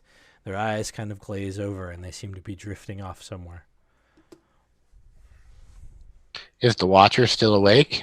The Watcher is still awake and he's looking at you and he's looking around and he's smiling. Where are they? I say to the Watcher. They're watching now. They'll learn one day. They'll learn to control it and be in rooms at the same time as they watch.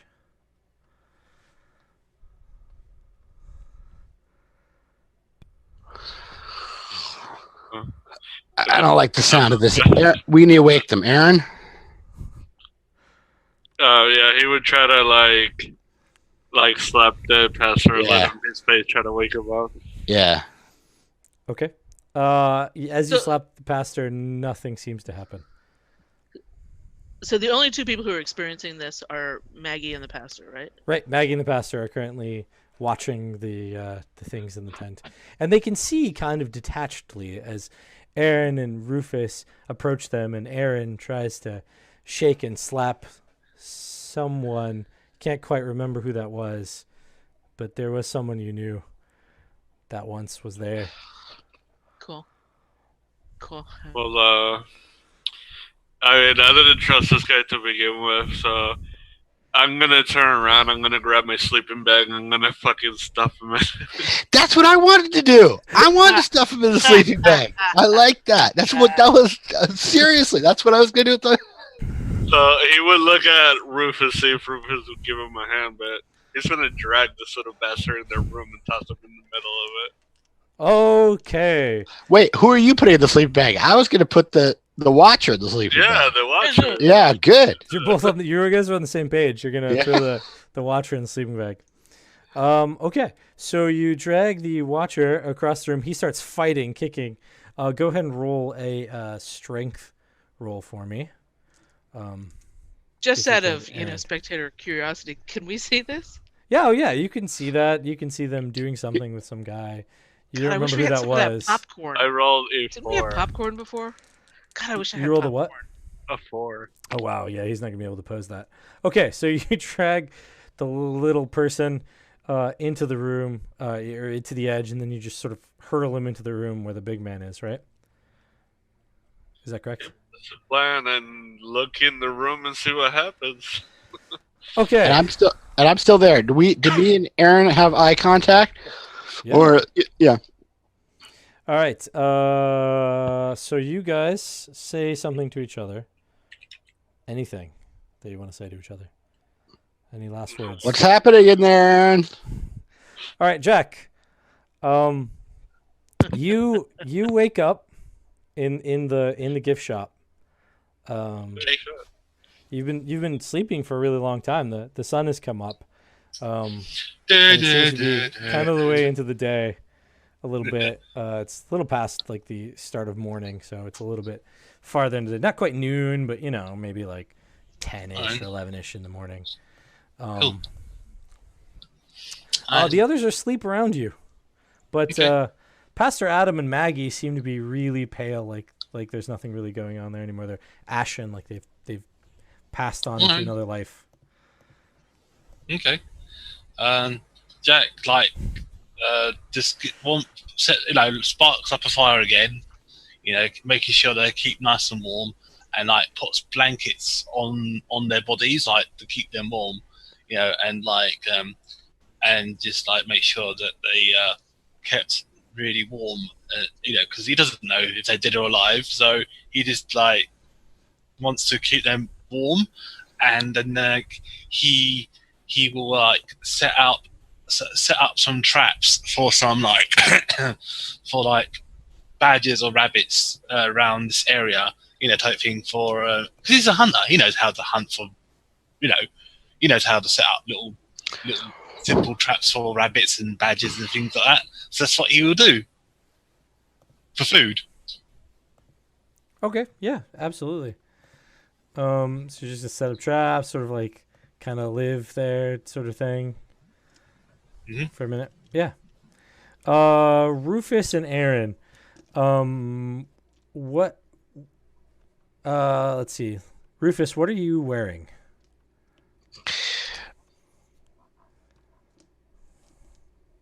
I think I'm wearing. Has anybody ever seen It's Always Sunny in Philadelphia? I'm wearing a badass duster because I'm a cowboy, right? No, but I got a cowboy hat and motorcycle armor. That's the only thing it Right. officially says. Right, and then But, you can be wearing whatever other, I imagine like somebody who's like a little bit of like a redneck who thinks he's more of a badass than he is. He's got a badass leather duster, maybe like a Skinner t-shirt, ringer, yeah. Badass old jeans, snakeskin boots, beat up snakeskin boots. Erin, you wake up wearing some beat up snakeskin boots, a badass Skinner t-shirt, a duster, an old cowboy duster, a cowboy hat, motorcycle armor, and 2 guns on your hips. Erin, what are you wearing? He would be wearing blue jeans, combat boots, a camo hoodie, and then like a worn out Kevlar vest. Okay, Rufus, you wake up wearing a worn out Kevlar vest, blue jeans, Stiletto heels. Combat boots. Yeah. And Jack is wearing like a big old sort of cape with a little, the hood over it, like a Robin Hood sort of outfit. But underneath he have like "We Will Rock You" sort of Queen T-shirt from the late retro 90s days, and like have like jeans with holes in them, and shoes with no shoelaces because he doesn't know how to do shoelaces up. Nice. So he has really baggy shoes, baggy trainers. Nice. That's a very cool outfit. And so when you guys wake up, you see Jack sort of milling around wearing that, but you're wearing those other things, which is not what you were wearing when you went to sleep. In fact, you're actually kind of like Rufus. You're much larger than you used to be. Not super large, but just bigger and bulkier. And Erin, you're a lot thinner and lankier than you used to be. Also, somebody has all of your stuff because you have someone else's stuff. Pretty sure that when we look at each other, we notice that we. As soon as you look at the other one, you see that you see yourself, and you're like, "Wait a minute, hold on." I'll probably just start screaming. And you make a resolve roll, both of you, as you wake up as someone else. I felt that horribly too. Failed. Okay, you're gonna take an insanity, we'll say, for this. Okay. Can you reroll resolve rolls? I mean, if you want to do a luck use, for sure, if you have it. I rolled a 92. I think I do. Okay. I haven't used the luck yet this session. Gotta use the luck every session. Oh, and now I rolled a 99. Lovely. Okay. Oh, it's even worse. Oh man. Okay. Let me. Oh, it's over here. I've got it on this side. Okay. Both of you then roll for me a d10.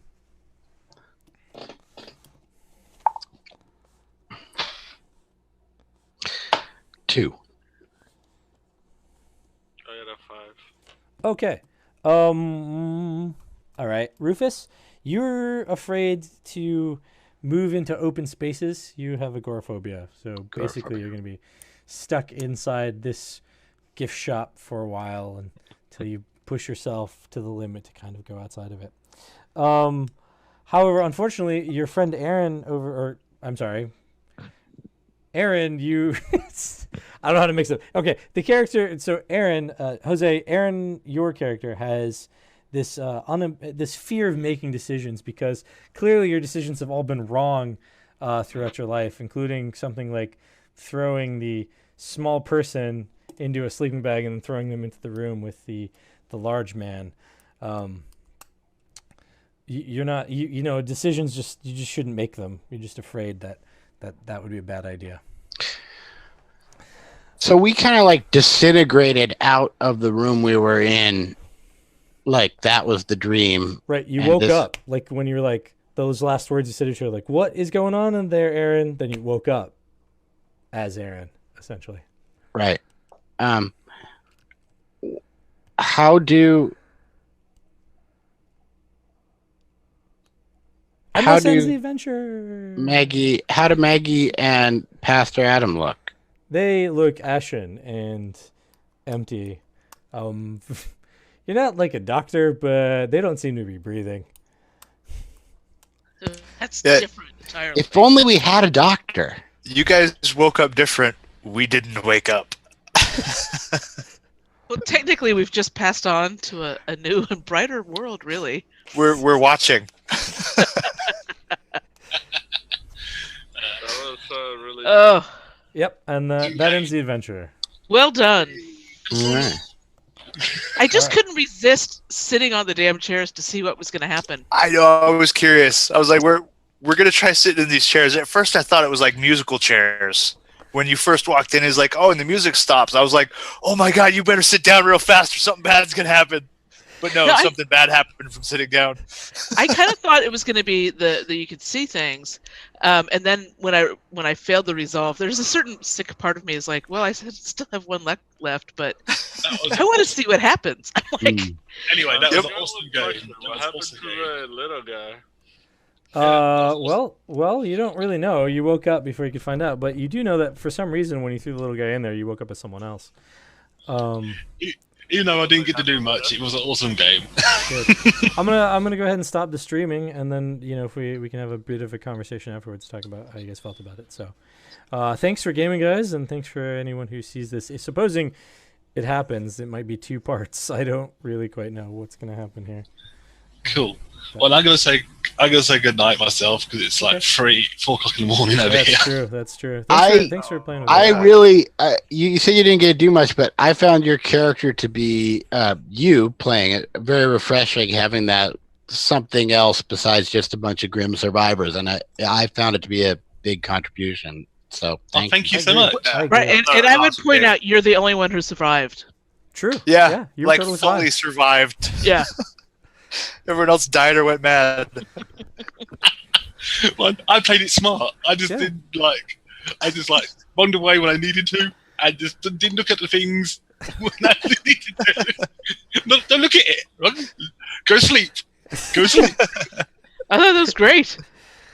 All right. Well, I'll stop recording and we'll also say goodbye at the same time. So thank you, everybody. Take care. Bye bye. Thanks, guys. Night, David. Good night. Night. Keep in contact with me if you want me to join another game in the future. All right. All right. Take care now.